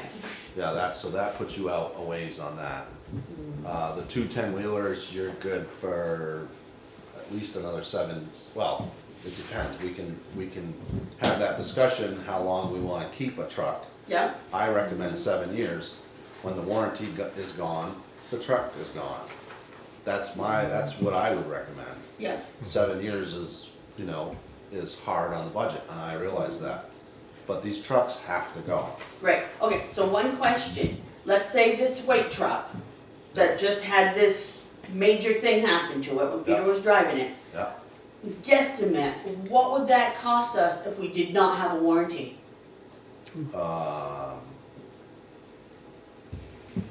10 or 15,000 probably. I mean, just the wrecker is $1,000 Yeah, just to get the truck off the road and down to their shop, which is also covered under either the warranty or the recall. yep, okay. So, yeah, I mean, let's face it, these trucks are not what they used to be. True. They're just not making them like they used to. They're skimping, Yep, and it's terrible. But we're all in the same boat with that. Alfie, if we do get it fixed, presumably it's gonna be worth more in trade-in, right? And then we would be able, The 550. the 550, that, so maybe we wouldn't get that whole 10 grand back in a trade-in. Let's say using, I know you're just guessing, but let's say we get 20, right now it's worth 20,000 broken. Yeah. We replace it we fix it for 10. We've got a $30,000 possibly trade-in, maybe not, probably not. Probably not. Okay. Probably not. Because it's lived in salt all its life. Yeah. So, there's Yeah. stuff rotting out. Yeah. Some of the white metal, which they're famous for using, doesn't take salt. I mean, it just falls right apart. It just crumbles after a few years. So with this repair, I don't think you'll ever get that money back. Okay. I guess if that's what your question is, I don't think we'll ever get that $10,000 back in a resale or a trade-in value. I remember how much money we used to spend on the last 550. A Yeah. lot. That was before your time. That was before, yeah. Just in repairs, you mean? Yeah. Yeah. Which, in my opinion, was a mistake. That was a mistake, because what we do, we sold that truck for $3,500. And, we put at least 10 or 12 the first year that I came here. Because I remember going with Greg and picking it up, and that was transmission lines, it was, brake lines, it was all things that rot out due to salt. So I would like to, that's why I'm in favor of the 7-year turnover. Because the salt and the wear and tear, we work these trucks, they're not, I've had a lot of people say, well, it's only got 100,000 miles on it, and it should go a lot longer. Well, that 100,000 miles is different than the 100,000 miles that's the truck that's going down the road. On the interstate and on the throughways. This is hard, mountainous. We got plows, they're always overweight, overloaded. We really work these trucks hard. Yeah. So I feel like, the 7-year plan is something we should definitely be looking at. We must get a better trade-in value too, like And if you you're get a trading it every correct. 7 years. That's right. So that probably help offset the cost. You know, I mean, this last truck we just bought was $300,000. I mean, that put me in shock. It's just ridiculous that, you know, a truck, we have to spend that kind of money to get. You know, it's the same idea as the fire escape. What are you gonna do without it? You can't, that building's no good without it. Right. We can't maintain our roads without that truck that costs $300,000. You know? Well, it seems like, I don't know if you guys are ready to make a decision about that, but it seems like we need to have our budget discussion before we can think about, spending 75,000 on a new truck. But how long can you wait for an answer on the repairs? Oh, I'm getting by. Okay. So the other thing that's pushing me here is we're short an employee. And that truck would be ideal for somebody that did not have a CDL license. Yeah. So that's another thing that it's like, you know, it would benefit to have that truck either repaired or replaced. We're getting along fine. Somebody with a license can take the low pro, which I do every day, and put the salt on and then go back and put the sand on. We're getting by. But that truck is sitting there, you know, because we don't want to run it no more. It's putting diesel fumes in the inside the cab. You can't do that. So you've got the two big trucks, one of which is in the garage, in the shop, and the low pro, and the old truck, right? Correct. So you've got 4 trucks now, that, well, hopefully the new one will be fixed soon, and you've got 3 people, right? But I think Yeah. what Alfie's saying is that in the Getting event, along. and if Yeah, no, we have a new employee. I can get more solid numbers. I mean, that's a couple of phone calls and I can have that. And maybe they'll say, oh, it's 100,000, and then we're completely out, you know what I mean? So, Yeah, it'd be good to know what we're really yeah, thinking about. yeah. So I will hold off on the repair. For the moment, that makes sense. Yeah. And, next meeting I should have numbers. Thank Okay. you. Appreciate it. And then I have some information on a new employee, which we should probably do in executive session. Happy to stick around for that. Okay. Okay. So we're gonna add executive session for personnel, hiring. Okay.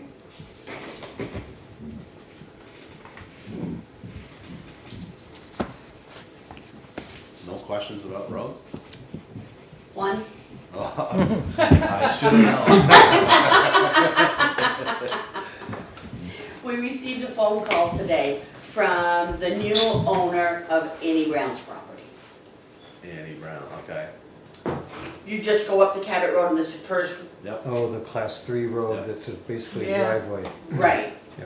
And he said it was in his sales agreement that the town was plowing that road, that's the way it's always been. That we, It's We are designated, not, we are not plowing the road. I have not Okay. plowed it at all this year. yep, it is designated as a class 3 road. Meaning we should be plowing it? Yes. Is it? Yes, it is. We talked, when I was on the select board, was why are we Yeah. plowing somebody's driveway? Yeah. Can we downgrade it? Yeah, but that takes You can't time. do that, Right. yeah. And, you know, at that point, when I was on the select board, I said, well, you know, that's Rip's house and blah, blah, blah, and, you know, Annie is his wife, and so we should continue to do that. And so it never went any further than that. But it is basically a driveway that's technically a class 3 road. Well, same as the one across from it. Where Yeah, is Jarvis's It's road. just. It's like Town Highway just above 23. where Brandy That's used to right, down live. Highway 22. Yeah. Just And above down that. Highway 24. The right-hand turn. That's a On the Class same four. side of the road? Yep. yes. Oh, okay. Oh, I always thought that was driveway. Okay. It It like it goes is. up kind It of is a a steep driveway. little hill? It's, Mhm. yeah, Yeah. It is a driveway, Oh, but it's okay. classified as a That's Technically it's a road, okay. it's a bear to plow. It's not easy to plow. Yeah. That's why No, it isn't. when it changed hands, I was like, yes, there's a relief there. So what's he saying? I mean, can we negotiate with him somehow, something? I guess the select board will, when Pam talked to him, he said it was my understanding in the closing that this is a road that the town plows. And he says that it has not been plowed at all yet this winter. No, it hasn't. Sounds He, Did it used suppose, to? he's got a plow truck, he's plowed it himself a couple of times. I mean, he's got a plow truck. Yeah, it sitting sounds out like there. his plow truck ain't that good. Okay. Not if you can get the town to do. It's an F-550. Yeah, tell him we'll give him a really good deal on a 550. What's the board wanna do? I'm delighted to not plow it, but Yeah. if we have We to. kinda have to plow it. But maybe we It's should pretty like get into the process of, I mean, if there's only one house on it, maybe it shouldn't be a class I 3 don't know road. what, Well, there are others like that too, though. If we did that for one, we'd have Let's to do do it it to for all of some them. others. I mean, if it's basically a driveway. So, do we know where the class 3 road ends? Pretty much up in that area where you can sort of turn the truck around. Turn It, around. yeah, I think it goes all the way up, yeah.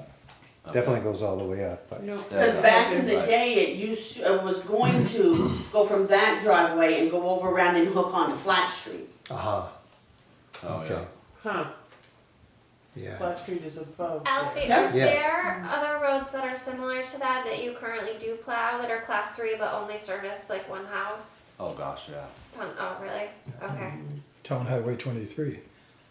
Town Highway You 20. plow that? I thought it was, No? oh, that's class No. 3, right? Class Yeah.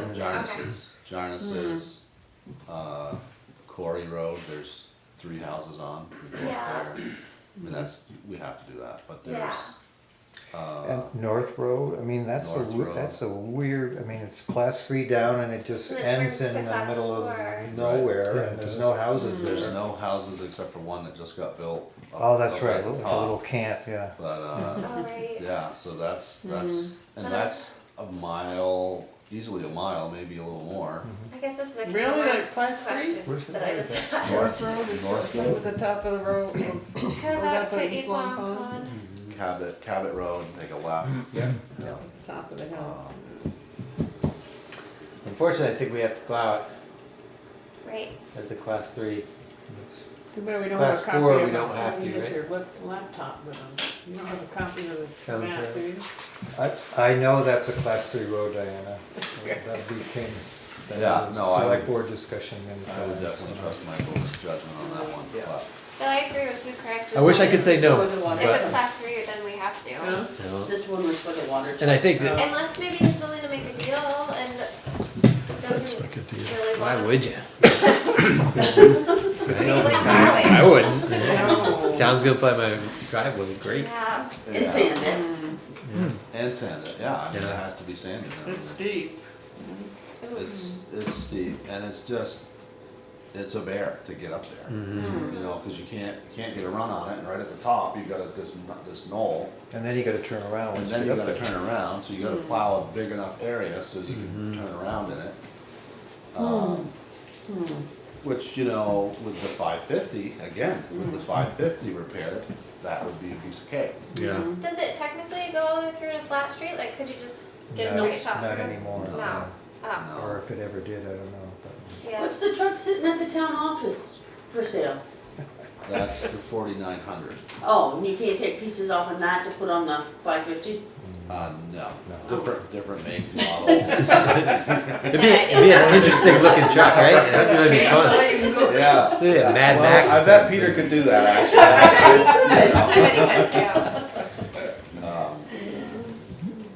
But, yeah, we could talk about that a little bit, if you want. You wanna lower the price on that truck? Anybody interested? I haven't heard anybody. There's been a few people out in the parking lot looking at it, but they don't come in to get any information. Yeah. We do have it listed as our best offer, right? It is, Yeah. yeah. So, somebody could offer us, give us an offer, but I just haven't heard anything. What do you have it suggested price? I've got 5,000 on it, Yeah. on the truck and 4,000 on the trailer. Is it like on a Seems sign reasonable. on it? I haven't really Yeah, there's a noticed for that. sale sign on it and I just wrote it Okay. on there. Does it say OBO on it? Yeah, I think that's pretty reasonable. I mean, right, if it says OBO, then, I mean, Right. you know. if it wasn't a conflict of interest, I would buy it. Yeah. Because it's the demo truck that I have at home, so I could buy it for parts, but, I'm not doing that. You have enough. I've been down Buy it that and I'll road sell it to before you. with, you know, the whole conflict of interest stuff. Yeah. You know, if you relieve me from road commissioner, then I can buy it. Which is another topic we should probably talk about.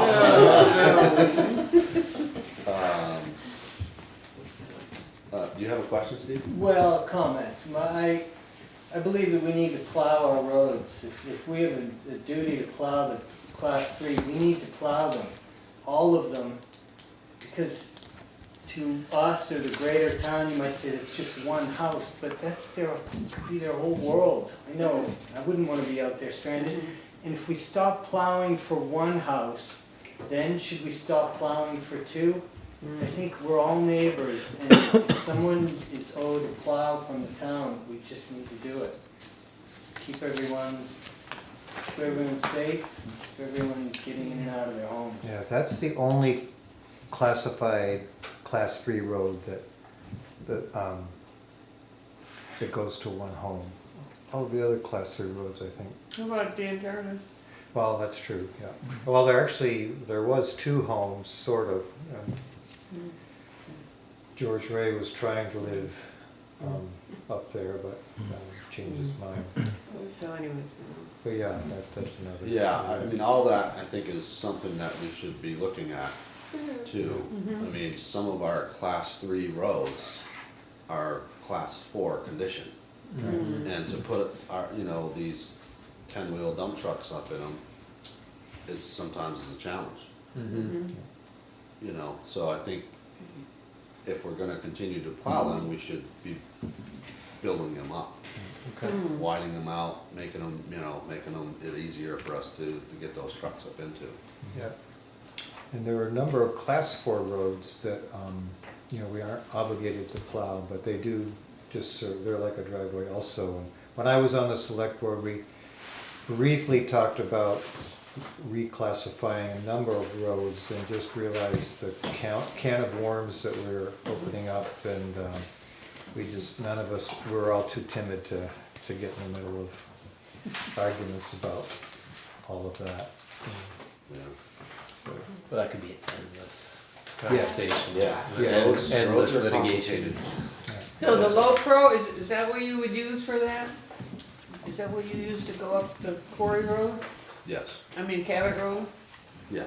Yeah, so it's a little smaller than the, Smaller than the 10-wheeler. yeah, Yeah. but still. All right. So you're gonna get us some Yep, ideas solid on numbers. what it might cost to replace that 550, which sounds like might be ideal for some of these class Smaller. 3 driveways, Yeah. smaller driveways. Yes. And we'll talk about the possible candidate in an executive session. Yep. Okay. That Yep. pretty much sums up my report. All right. Thanks, Alfie. Great. I'll yield my time. Oh, no. No, so, you guys have my handout. So I have some notes about the handout for disaster 4810DR, which is a 2024 disaster. Lily just informed us that we received the ERAF funds and probably the Category Z funds as well, if it's $13,000. So that project is done, complete. I gave Robin a flash drive which has all the email correspondences, documentation, timesheets, financial reports that have to be retained for 3 years. So I'm also retaining them on an external hard drive I have at home.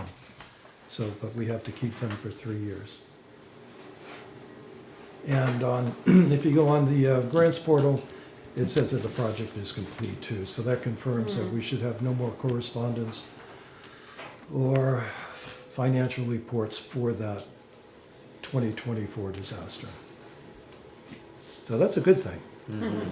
And the, still the interesting thing, the ongoing thing for the 2023 disaster, 4720, is that, you know, we had to change the statements of work to comply with what we actually did there. So they wouldn't take back our money for. Well, we'll get into that. Both projects are pending final review. So those are the projects that we were contracted, we sent out an RFP, they were finished, they were inspected by V-Trans, and for all intent and purpose, they're done, but FEMA is still having them reviewed by the environmental and historic people to make sure that we don't run afoul of those folks. And part C of this first bullet is that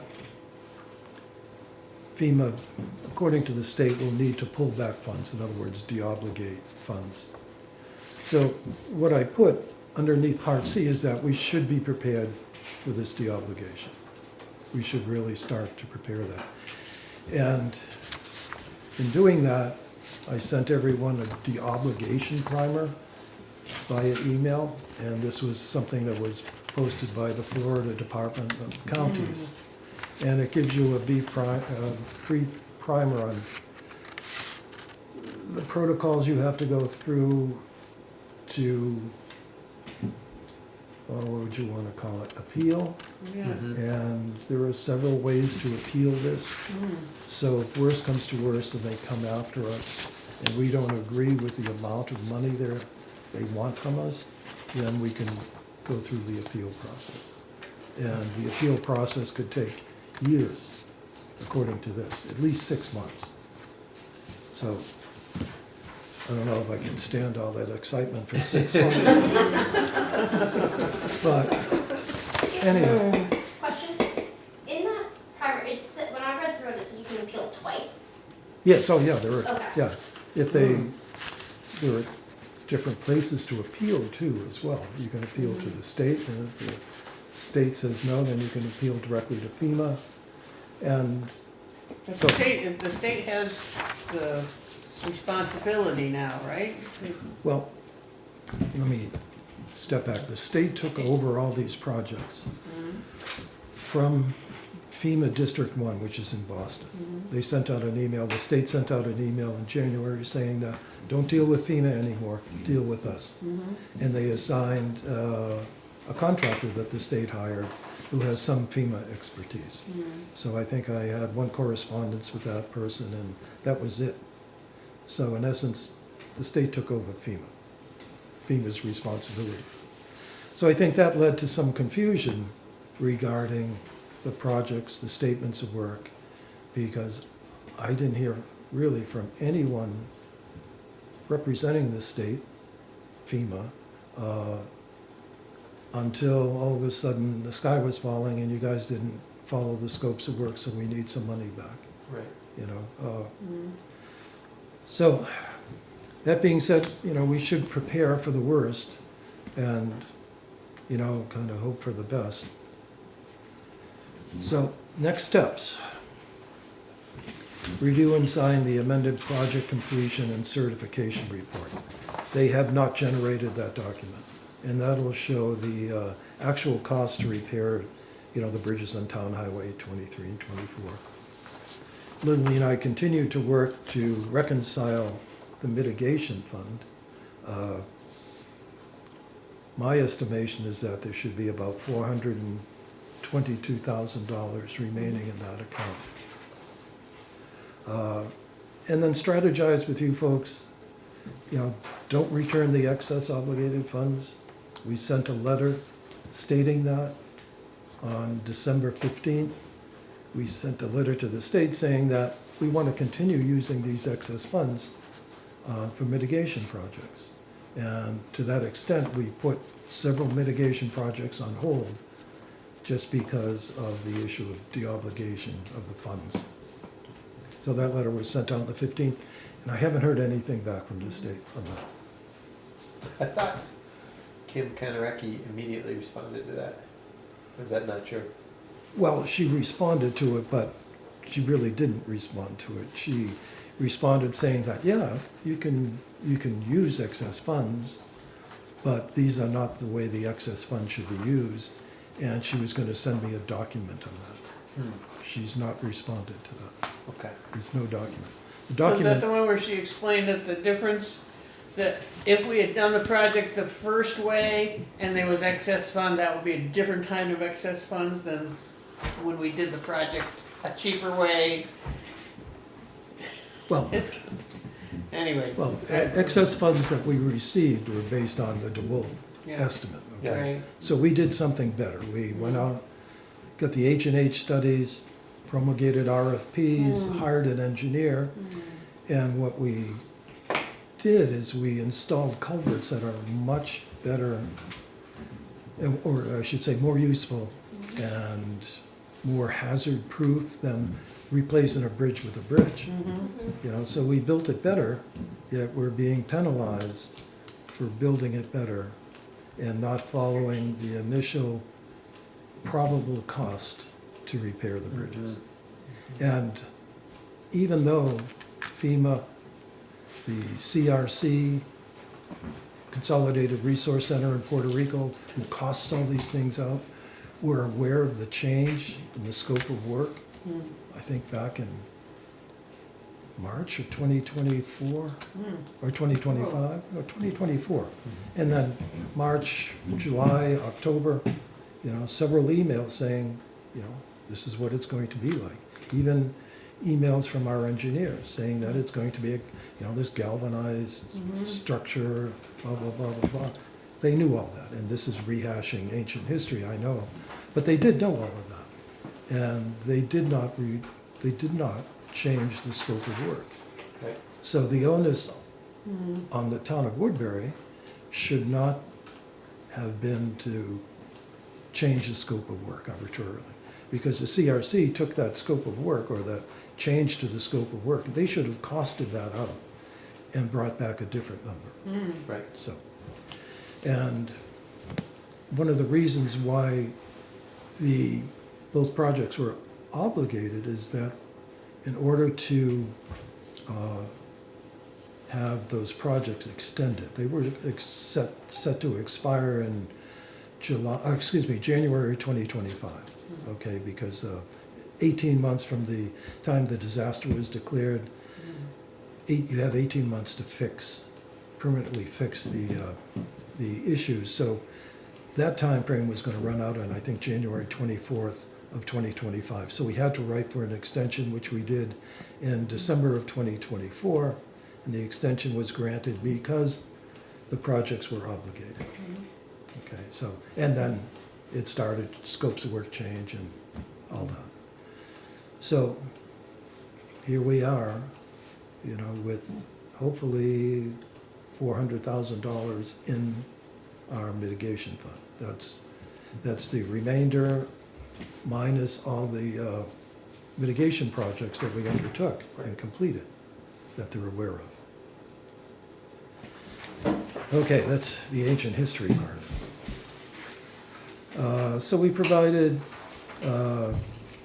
all documentation regarding FEMA's failure to change the scope of work and use of excess obligated funds. So to that, and I sent an updated spreadsheet on January 5th to you folks, which shows that what FEMA is going to provide to us is on the first sheet, and that'll be a total of $581,568. That's the total amount of what FEMA believes that we should receive for the 2023 project. So it's about $600,000. With the original scopes of work for Town Highway in 23 and 24, it was about $1,000,000 $100,000, so it's dropped significantly. So, and I did some calculations, so we'll be receiving $76,000 additionally for ERAF funding and for Category Z administrative costs. So it's about $76,000 that. So that's the, what is it, 12%? This is actually, this disaster was 90% funded by FEMA just So because of the ERAF is the 10% from the state? the ERAF is 7.8% From the state. from the state. Okay. And so the town has to expend 2.2%. So that's a pretty good deal. So anyhow, I did a little calculation and blah, blah, blah, blah, blah. So we should have about $422,000 remaining in the account. So Lily and I are in the process of reconciling that. And on the back of the sheet, administrative and management cost update for all projects. So I sent an email out for this as well, stating how much Category Z administrative and management costs should be against the 2023 disaster, against the 2024 disaster, and the amount of money that I expended writing the mitigation projects and RFPs and, project managing those 5 or 6 mitigation projects. So, So they still owe us that? I'm sorry? They still owe us that? The mitigation project monies for administrative costs will come out of that mitigation account. Oh, okay. Yeah, that's just mitigation funds. So it stands that I'm still waiting for some correspondence from the state.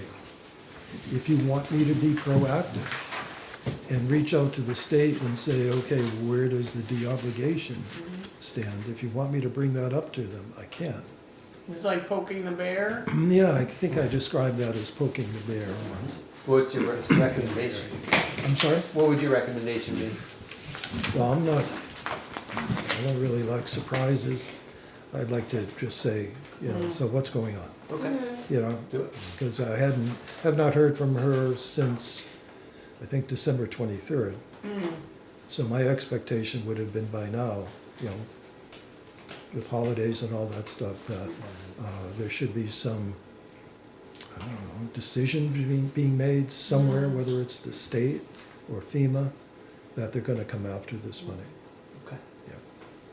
Yeah. And with that, shall I also include in the correspondence that we want to keep the money that we've already spent for the mitigation? What we've spent on mitigation? Yeah. Yeah. So that would be my recommendation, just to reach out to them and say, hey, this is a follow-up to the letter about utilization of excess funds, where do we stand?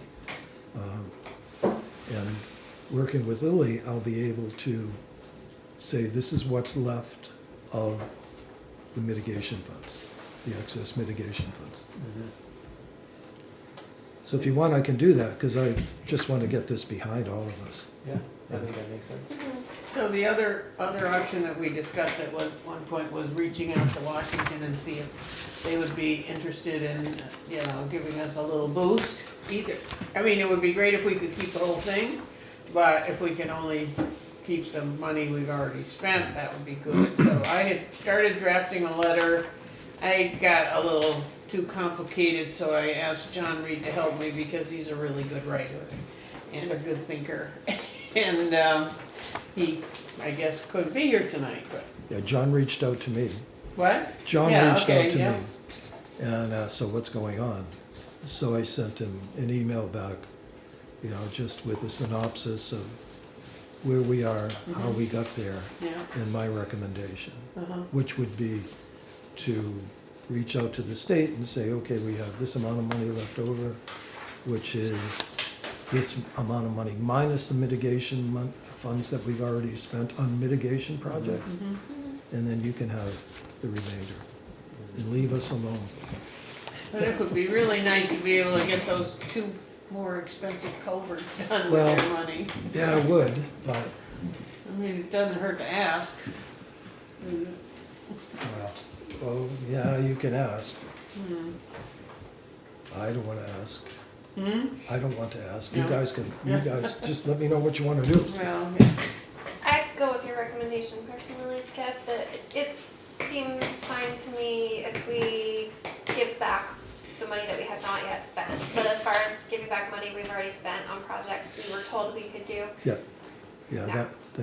that would be an appeal. yeah, Yeah, okay. And I think absolutely. if we have to, then Yeah, We want to at least make sure that we don't have to give that part back. right, because we have Right. documentation stating, go ahead and use it, you know, and we're Right. fortunate that, you know, we stopped when we did, because those culvert projects were too large. you should tell them that in the email, how lucky they are. I could, yeah, Maybe not.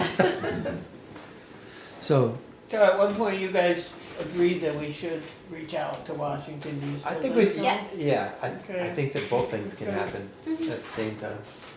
And, See, the money's really not in the federal purse anymore, right? It's in the state, right? Well, it's Sure. actually in ours, but. well, yeah, the money The flows FEMA's- from FEMA, and the state has an account Mhm. for all the disasters, and then based on the obligated funds, it gets shipped to Lilly.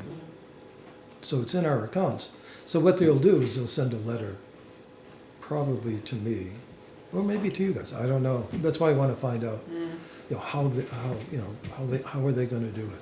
so you're dealing with a state FEMA representative, but the de-obligation of the funds, when that, if that money goes back, that goes back To into- FEMA.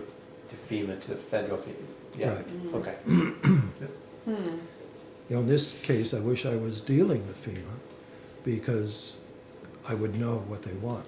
Mhm. You know, not to disparage our friends in the state, you know, I don't know if they have an ulterior motive, if they're going to keep these funds. I shouldn't be saying this probably, but,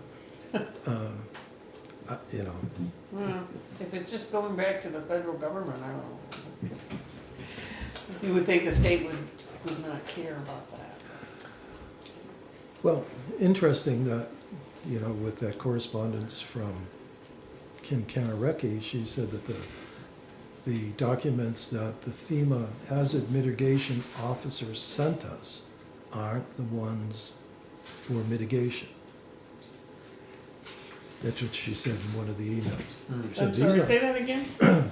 So I received 3 documents from the hazard mitigation officer at FEMA, because I reached out to him and said, okay, what projects can we use these on? Because I didn't want to use them on something that wasn't specified by FEMA as a mitigation project. So in one of our letters, I said, you know, I said, these are the documents that the hazard mitigation officer sent me. And she said, oh, these aren't mitigation. I said, wait a minute. To myself, it's like, you know, if the FEMA hazard mitigation officer said, use these documents for mitigation purposes, projects, you know, as examples, of which the roofs were one, upgrade the roofs, you know, upgrade culverts. Yeah, I just don't understand Right, that. what are you gonna do? Yeah. I think it's worthwhile for you to send that letter to find out where we stand, and then also to see if we can, Well, John has my email that lays out, you know, a brief synopsis and Yeah, I history. gave him what I could dig out from my stuff, but he wanted to touch base with you too. so John is helping the select board write a letter that will go to Washington, and Skip is gonna be communicating with the state correct. from, okay. And Skip, I don't Well, know. Skip will be in the loop too. Yeah, I don't know how you would plan to word your letter, and I don't I'll intend send to you tell guys a what to draft. do. I was just gonna make a suggestion that, like, asking where things are at is great, but I think it would also make sense to reiterate that we do not believe that we should give the money back that's already been spent. Like, you know what I mean? Right, right. So that it looks it looks like we're holding firm to that position since we are. I did broach that subject in one of the letters, saying that we have spent money already on mitigation projects. Other mitigation projects are now on hold. So she understands that we have spent money of these excess obligated funds on projects. She's aware of that. She just doesn't know how much. So in this email, I was gonna say, these are the projects we spent it on, based upon the recommendations from the hazard mitigation officer at FEMA. And, you know, just go into real detail. Yeah. That makes sense. And you're gonna, I mean, we're gonna see the draft, but you're also gonna copy us on that.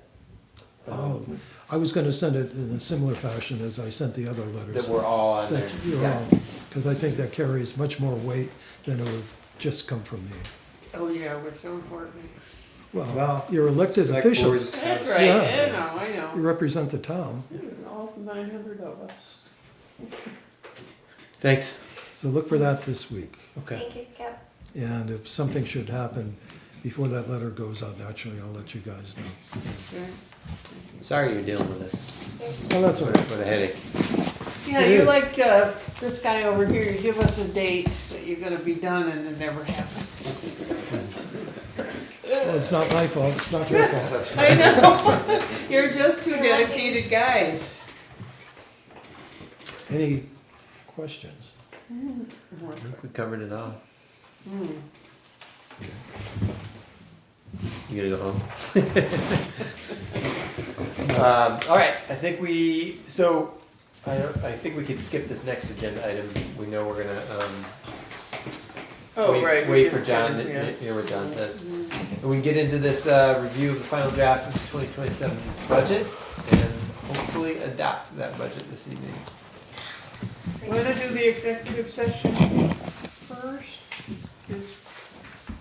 I don't know if Alfie wants to wait for the whole budget discussion. Yeah, I'm ready to go. Yeah, he's. Okay, yeah, fair gotta enough. Get out and work in the morning. You okay with that? Yeah, I'm fine with that. Okay. I'm So incredibly we're gonna come out of executive session at 8:33. Yeah, and,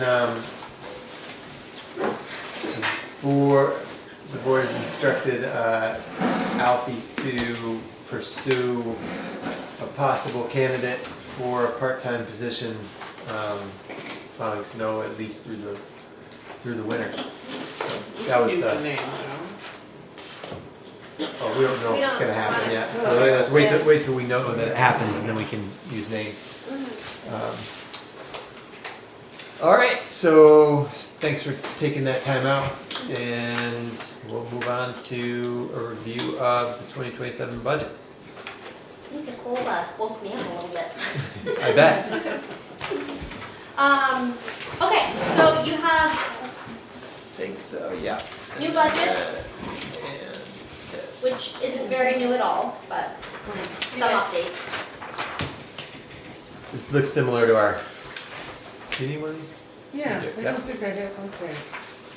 And then a quick write-up about some updates that Okay. happened. Okay, so whenever you guys are ready, I'll dive in. Ready. Okay, so, I ran a new report, to incorporate project, maybe it didn't wake me up. So I ran a new report, to incorporate projected FY '27 costs using December data. The only item lines that this affected were non-highlighted items. The majority of changes did not change drastically.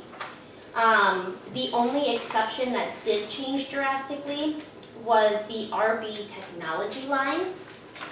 And RB technology is on page 3, top of the list. So that changed to just under, I'll wait till you guys get there. This is 16,388. Yes, so I continued on with our previous projected cost. With the December data, it upped us to about just under $20,000. I opted to maintain the original number we had, because it covers the 12 months of our service contract, and 34 additional hours of consulting time. That 34 additional hours of consulting time is on top of the 12 hours of consulting time that we get in our service contract. Okay, so where did that number come from? That seems extreme. What number are you talking about? The 34 hours. That's just what our projected cost looks at. It's how many we've been using How many this we've past been year. using in the first 6 months of the year. So, the monthly is how much? $865. $865 a month. Yeah, I think now that we know how much it costs to use them, I think we should be sparing. Yeah. 34 hours at what, $250 or something? 175. A what? 175. 175, so that's how much? I didn't bring my calculator. Well, plus we get 12 more hours Yep. in that In the- 865, so we've got 46 hours a year that we've budgeted for. And we have to be, earlier today I had spoken about the fact that we're at budget for what we budgeted for RV technology halfway through the year, Right. with an expected 60% overage Mhm. over the next 6 months without any additional tech support, which we all know that's probably not going to happen. Right. Yeah. Is some of that really the tech support? Is some of that like learning curve stuff where the amount of help needed will go down as issues get dealt with, or is it always like? I'm They not always be like quite. I'm not quite positive Okay. on that. I think the phone calls mostly go to Skip, Yep. and then Skip reaches out to RV Technology. Gotcha. So like Only Dave when had he said has to. previously, the library's trying to cut back on how many hours and work through there. Potentially, we could also tap Dave if he's working through problems that the library's having. Library's on the same system as us. We could tap those resources, but I think it would just have to really boil down to, when we need help, exhausting all other efforts before going to RV Technology. So, But if we budget yeah, for it, it's 34 there hours. when we need it, right? Skip Marcassani was asking you for how much we've used of RV Tech hourly in the last year or so. Did you ever get that? Yeah, so I calculated out that number. Well, it has to be the projected, okay. Let me rewind a little bit. I don't have the exact number of hours that we have used this year off the top of my head, but I believe it's about around 28 hours. About Around 28 hours. 28, you Yeah. saying? Well, I think that's too much. 16,388 is the $865 a month plus 34 hours at $175. Skip was gonna talk to you about that. Have you talked with him at all? I've not, he has not reached out about that, no. Well, he's going to. Okay. So I hope we can get that down, because that's crazy.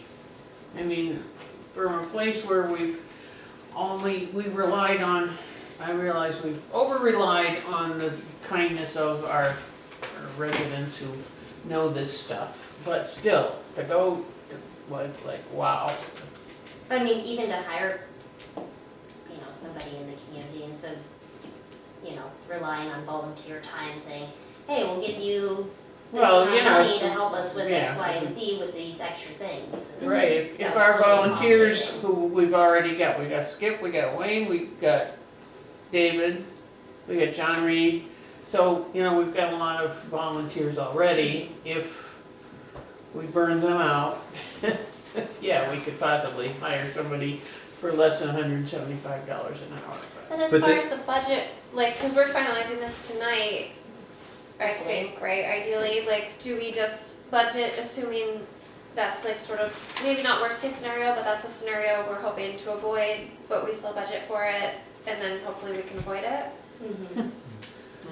I mean, what comes with RB Tech is more than just that, just the consultation, just the Oh, tech yeah. support. That's what we're paying the 865 a month for. Correct. And because we're, I mean, I could be wrong, I'd love to see a way out of it. If there was, if we lived in a more populated place, they would probably have some competition, but I don't really think there's a whole lot of competition. I think most of the surrounding towns are using this, this service. It's, But the other thing It might be- is, what do we use it for?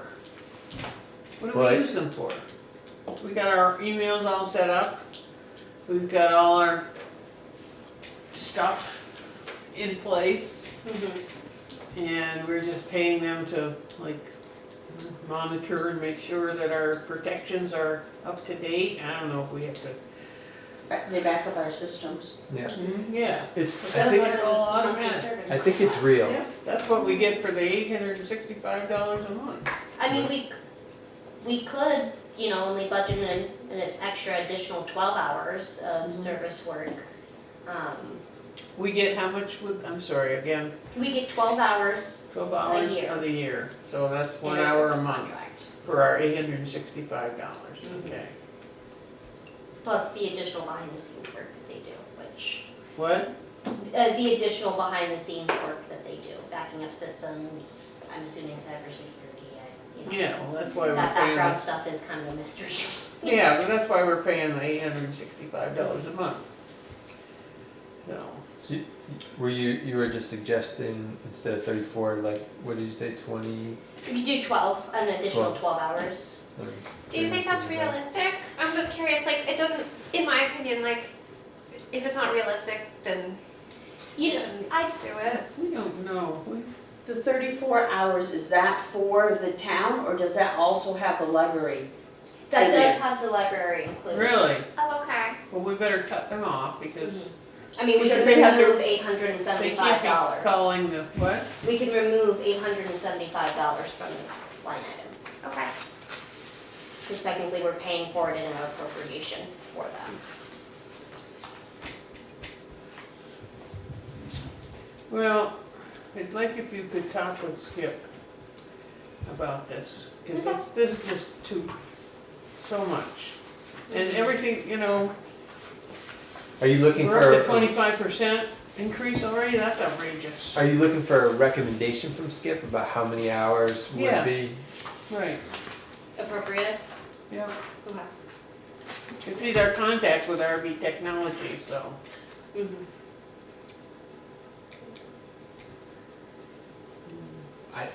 I can't, I'm just gonna say this, but I can't imagine, Lily has done the projection, right? So we have used that many hours thus far. We're projected to use 34 by the end of the year. I mean, what other information would Skip go on besides But just, that is that's data right there. Okay, but all this new stuff has been within the last year and a half. All this is done. You're saying that I mean, all. the heavy lifting has been done, so Yeah. now it should be a lighter load? Right. Well, so I'm assuming you guys, like, this tech support is like when you guys have questions, is that right? Like, is that stemming from questions that you guys have in the office and then you call Skip and then Skip consults with RB Tech? If he Like has all to. of that If he time? has to, Yeah, yeah. right, if he has to. But so like, do you guys feel like your questions are gonna get less frequent, or do you feel like it's, staying consistent?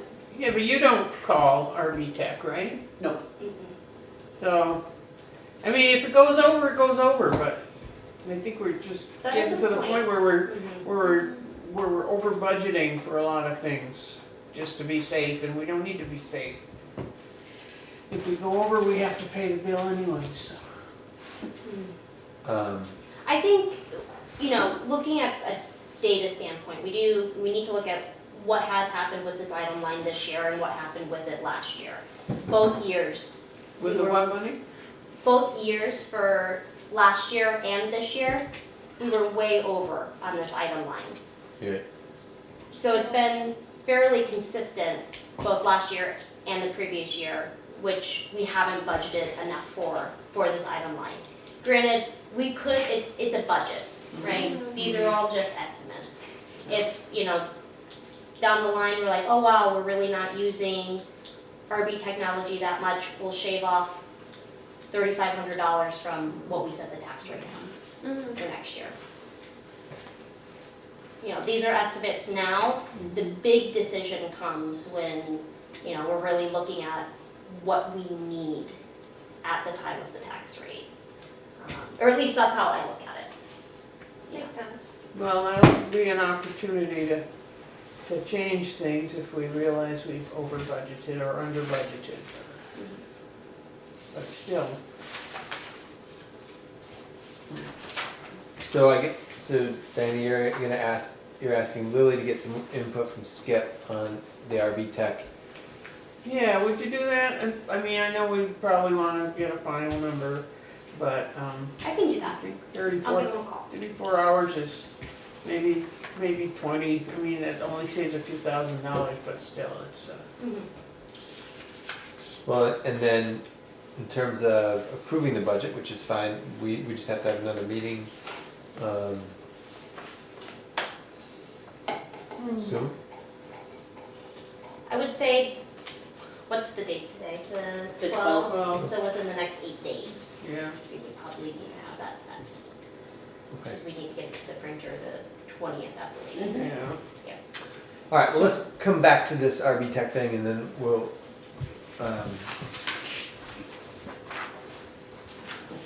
look at some other pieces. So, okay, regarding the unemployment insurance issue that, Diana had mentioned earlier in the meeting, that's gonna take some deep diving into our quarterly reports.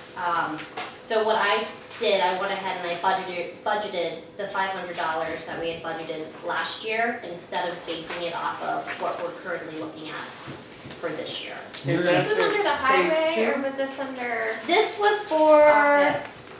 sorry, I believe it was for the highway, I sorry. can't remember.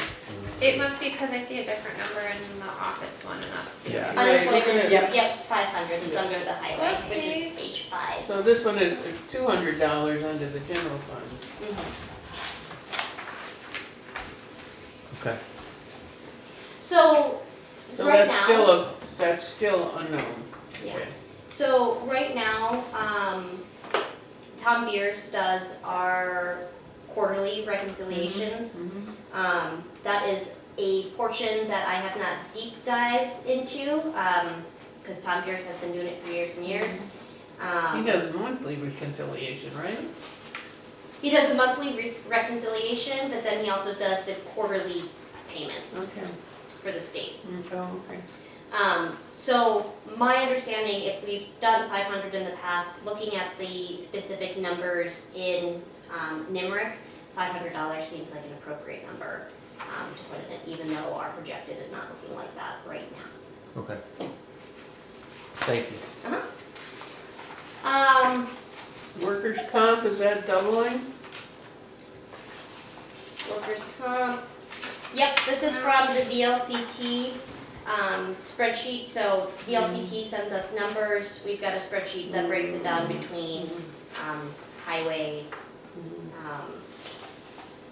general, library. And that's where those numbers come from. So looking at the dues item line, shout out to Robin, because she caught this guy for me. This is on page 3, top of the page. Yep. It was at 3,500, updated prices, we're looking at 37, so that's a $200 increase. I'm sorry, where are you planning to this? It is on page 3, close to the top. Dues, the VLCT, okay. Yep. All right. And as you can see, that number for FY '26 is higher, right? That is because I put the Regional Planning Commission dues in that item line, Oh. and we budget separately for it. Okay. So it's that 1,281 plus the 3,700. So you're taking the 1,281 out of the 4897? Yep. And then the cemetery fund appropriation has also been updated. So that is on page 3 as well. At the bottom of the page. So they went from 10,000 to 15,000. So I spoke with Susan Stitley about their budget. To get more information, they essentially said revenue is gonna be the same, expenditures are gonna be the same. The budget for the cemetery doesn't balance.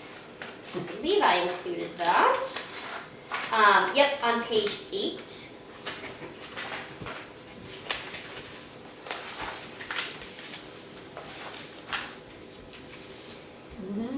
Cemetery budget, you can see their revenues, their expenditures for the year.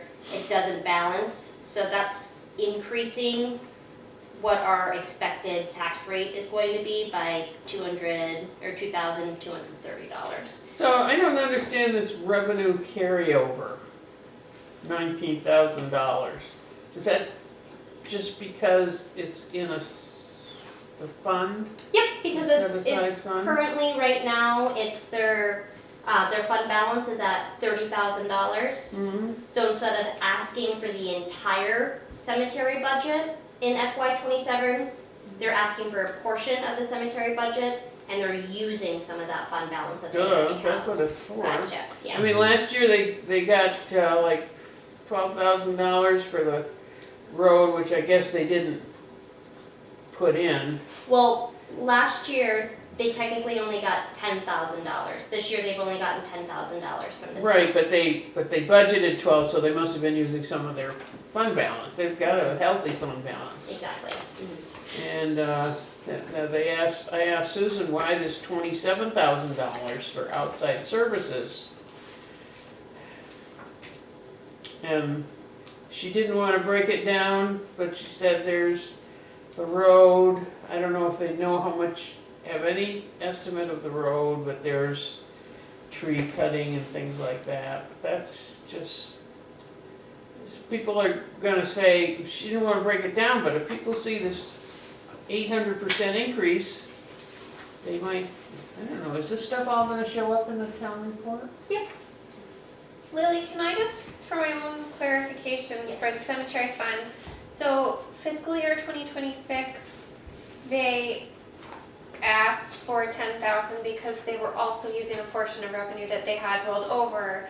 This year they're asking for 15 because I'm assuming they either don't have it or are using it for something else, but They're it looks like they did not use their carryover revenue for this year so far. okay. So for FY26, we're looking, I mean, they've only spent $5,400. They spent half of what we've given them. Okay. So their fund balance really hasn't been affected yet. Okay. So when they ask for that $15,000, it's just one portion or a slice of their overall expenditure budget that they need. Gotcha. Does that make sense? Because they're also using funds that they currently have. Uh-huh. Okay. So I talked to Susan about having it balanced. I think that's best foot forward. And so she hasn't gotten back to me yet about it, but I'm assuming she will. Okay.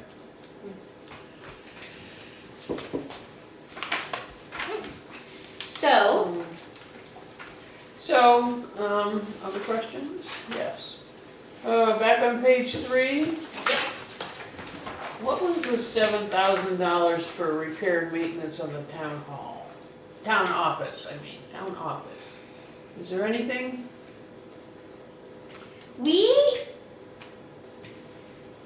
I mean, I know We we have put discussed this in $7,000 in there last year because we were thinking windows, but now obviously it's not gonna be help with windows. Uh-huh. And aside from the floor covering that I'm still gonna have to fight for, is there anything else? I mean, we've got the new heating system and our, whatever money was left over from the insurance that we were gonna use for the bulkhead door and things like that, that's already smushed into somewhere else, right? Some bottom line somewhere that's gone. Are there any big needs for the town office at this point that you know of, Robin? The only thing is the windows that I can think of. So this year, what's in that item line currently is the chimney. That's the largest slice, was the work that was done. That's the The 4,036, yeah. There was some service to the elevator out front too, yeah. but that's a much smaller portion of that. So are you suggesting we decrease that, Diana? No, I was just wondering what it was for. Yeah. Um, I think it was for windows, originally we had budgeted those. yeah. And then, because we had budgeted for that, and then Skip felt we could use the excess Right. funds, Yeah. yeah, Yeah, after. and then we got the $17,000 estimate. We still could use that towards, like, we don't have to replace all of the windows in the whole building at once, right? Like, we could do some of the bigger ones that are the leakiest and, you know, do the worst ones and then work our way around.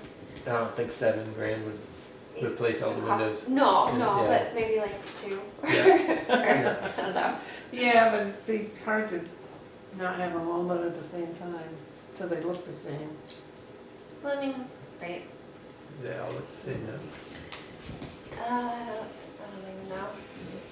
Okay, well, So, I guess we're, Lily, did you have other items you wanted to bring our attention to, or you want us just to ask questions? Ask questions. Yeah. The only other thing that I have written out is a breakdown of our largest expenditure increases by budget section and kind of the factors that are driving those changes. Yeah. So if we want to go over that, we can. I do have a note on that. Remember, very bottom there, grants, where's that $75,000? So this is the increase, right, from what we budgeted in '26 to what we're budgeting in '27. Oh, okay. So we had budgeted,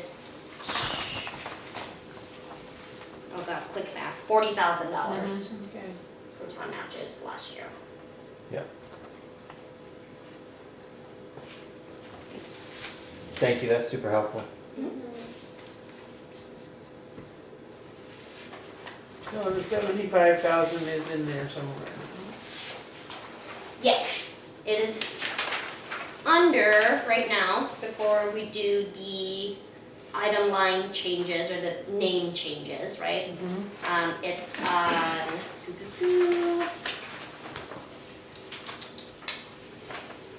oh, I'm looking in general. My bad. On page 7, and right now it's stuck in the inventory grant section. That's that $85,043. That includes the town matches for all grants expected in FY '27 from Michael. I'm sorry, where? Page 7. And it is under the inventory grant item line right now. Inventory grant, page 7. It's the second bracket down, Diana. Okay. And then the second line item. Oh, I see, okay, Yep. inventory grant. 85, oh, so the 75,000 is in that? Yep. 85? Oh. Huh. But it's not a grant. And that's for the Valley Lake culvert, right? Yes, Right. the 75 is for the Valley Lake. But it's not a grant. It is a grant. it's a town match, That's Right. right. right? So we're getting $200,000 from the state, Right. and the expected project cost is $275,000. Mhm.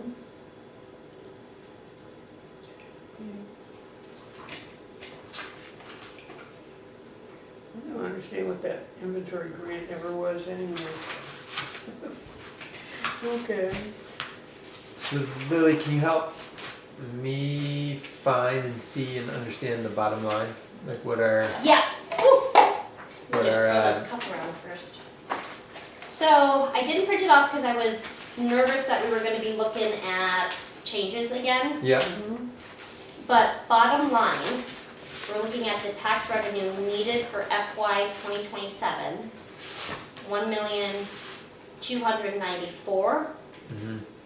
1,294,459. okay. And that is an increase over last year of how many dollars? 255,612. That's the change in tax rate. So, $255,000 increase over last year. mhm. Yeah, okay. And that's looking specifically at what the tax change is going to look Yeah. like. And that, like I had mentioned earlier, as of right now, that's potentially $2,000 over what we're actually going to spend because the cemetery budget is not balancing at this point. Right. Right, yeah. Okay. So we'd have to, in order for us to approve the budget anyways, we still would need to come back once that is reconciled. No, No? because from my understanding, the select board approves the general and the highway fund. Yep, And the cemetery is then voted on later. got it. Right, is that correct, or? But the cemetery, oh, that's right, it is separate. Yeah, they voted it. Yeah. Lily, So when we get to, now we've had this problem before. We vote for some things and then we have to add them in to the final number that we put in the warning. Mhm. Huh, yeah, Brandy always had a struggle with that, what do we do? It's If like we the make, if card. there's changes made Right, on articles. yeah, and just to make sure that we're not voting on something twice. I don't know what difference that would make, but. Mhm. So, Okay, so when I figure out the number for the warning, you'll give me some help on that, right? mhm. So we're gonna do this both together, like, you was recommended? Oh, yeah. If that's up to you guys. It's logistically speaking, legally speaking, the general fund and the highway fund are considered the same fund, even though in the accounting system we separate them. Yeah. So we do have an option of voting on one number Mhm. instead of voting on two separate numbers. Mhm. So if that's something that we wanna do this year, we can.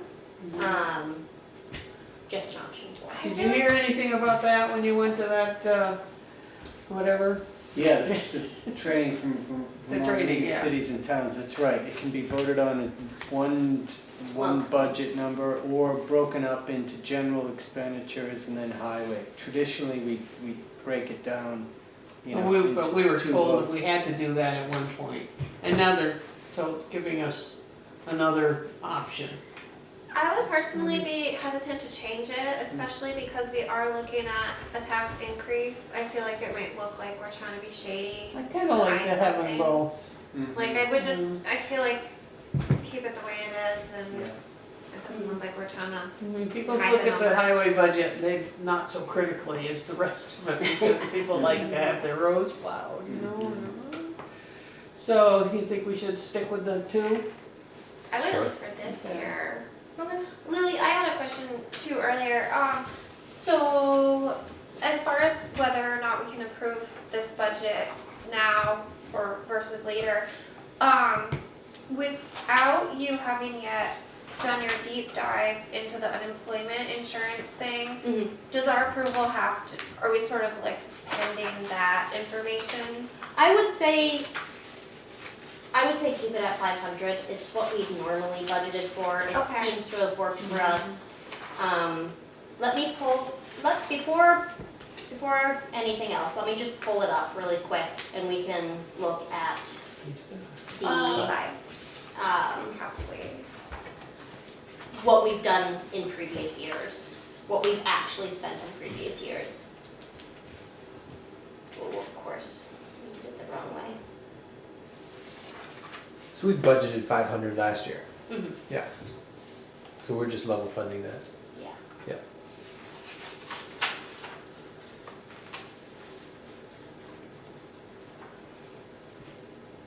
And we kind of like, this was flagged, I think Robin, you maybe were the one that noticed it.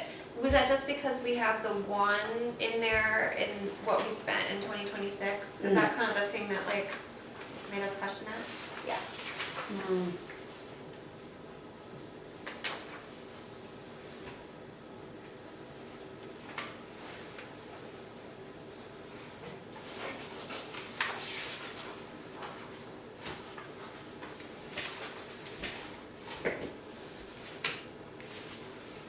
So, over the last 5 years, we're looking at anywhere from $237 to $417. So that's a safe budget. Diana doesn't like safe. She wants to live on the edge. With cost increases like this, you know, it's a lot. We've got our fire department that, you know, went up significantly. I'm Both sorry? library and cemetery increased. The fire department went up a lot, didn't it? 17 grand. 17. Oh. It's because they got a second truck, so we're also paying on the second bond. Well, should we set a date for? Next Monday? Is that kind of too close?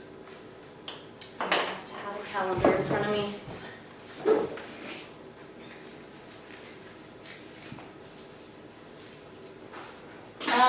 The 19th?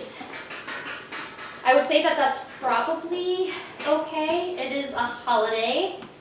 What kind of holiday? Martin Luther. Yeah. Oh. I'm okay with meeting that day to discuss. I'd probably want to touch base with John to make sure that that's A-okay for him regarding running the printer. I can also. He said in his, I can also do any. Yeah. I'm good the rest of the week. Okay. Evening. I can make 5 o'clock work. For before Monday, we're not talking about Any day between now and Monday. Can I ask another question before we choose a day? Is the only reason we're holding off on approving it today the questions about R&B Tech? Is that the only thing that's keeping us from approving it? Well, there's something else, some insurance thing or something you were gonna continue to. We But I need to don't get think the we- bill out for that. So we I can touched base with our representative today. If she could give me a solid number back by the end of the week, that could change as well. Okay, so there's more, it's not just one thing holding us up, it's two, Other that was, things, yeah. at the risk of sounding like I don't wanna do another meeting,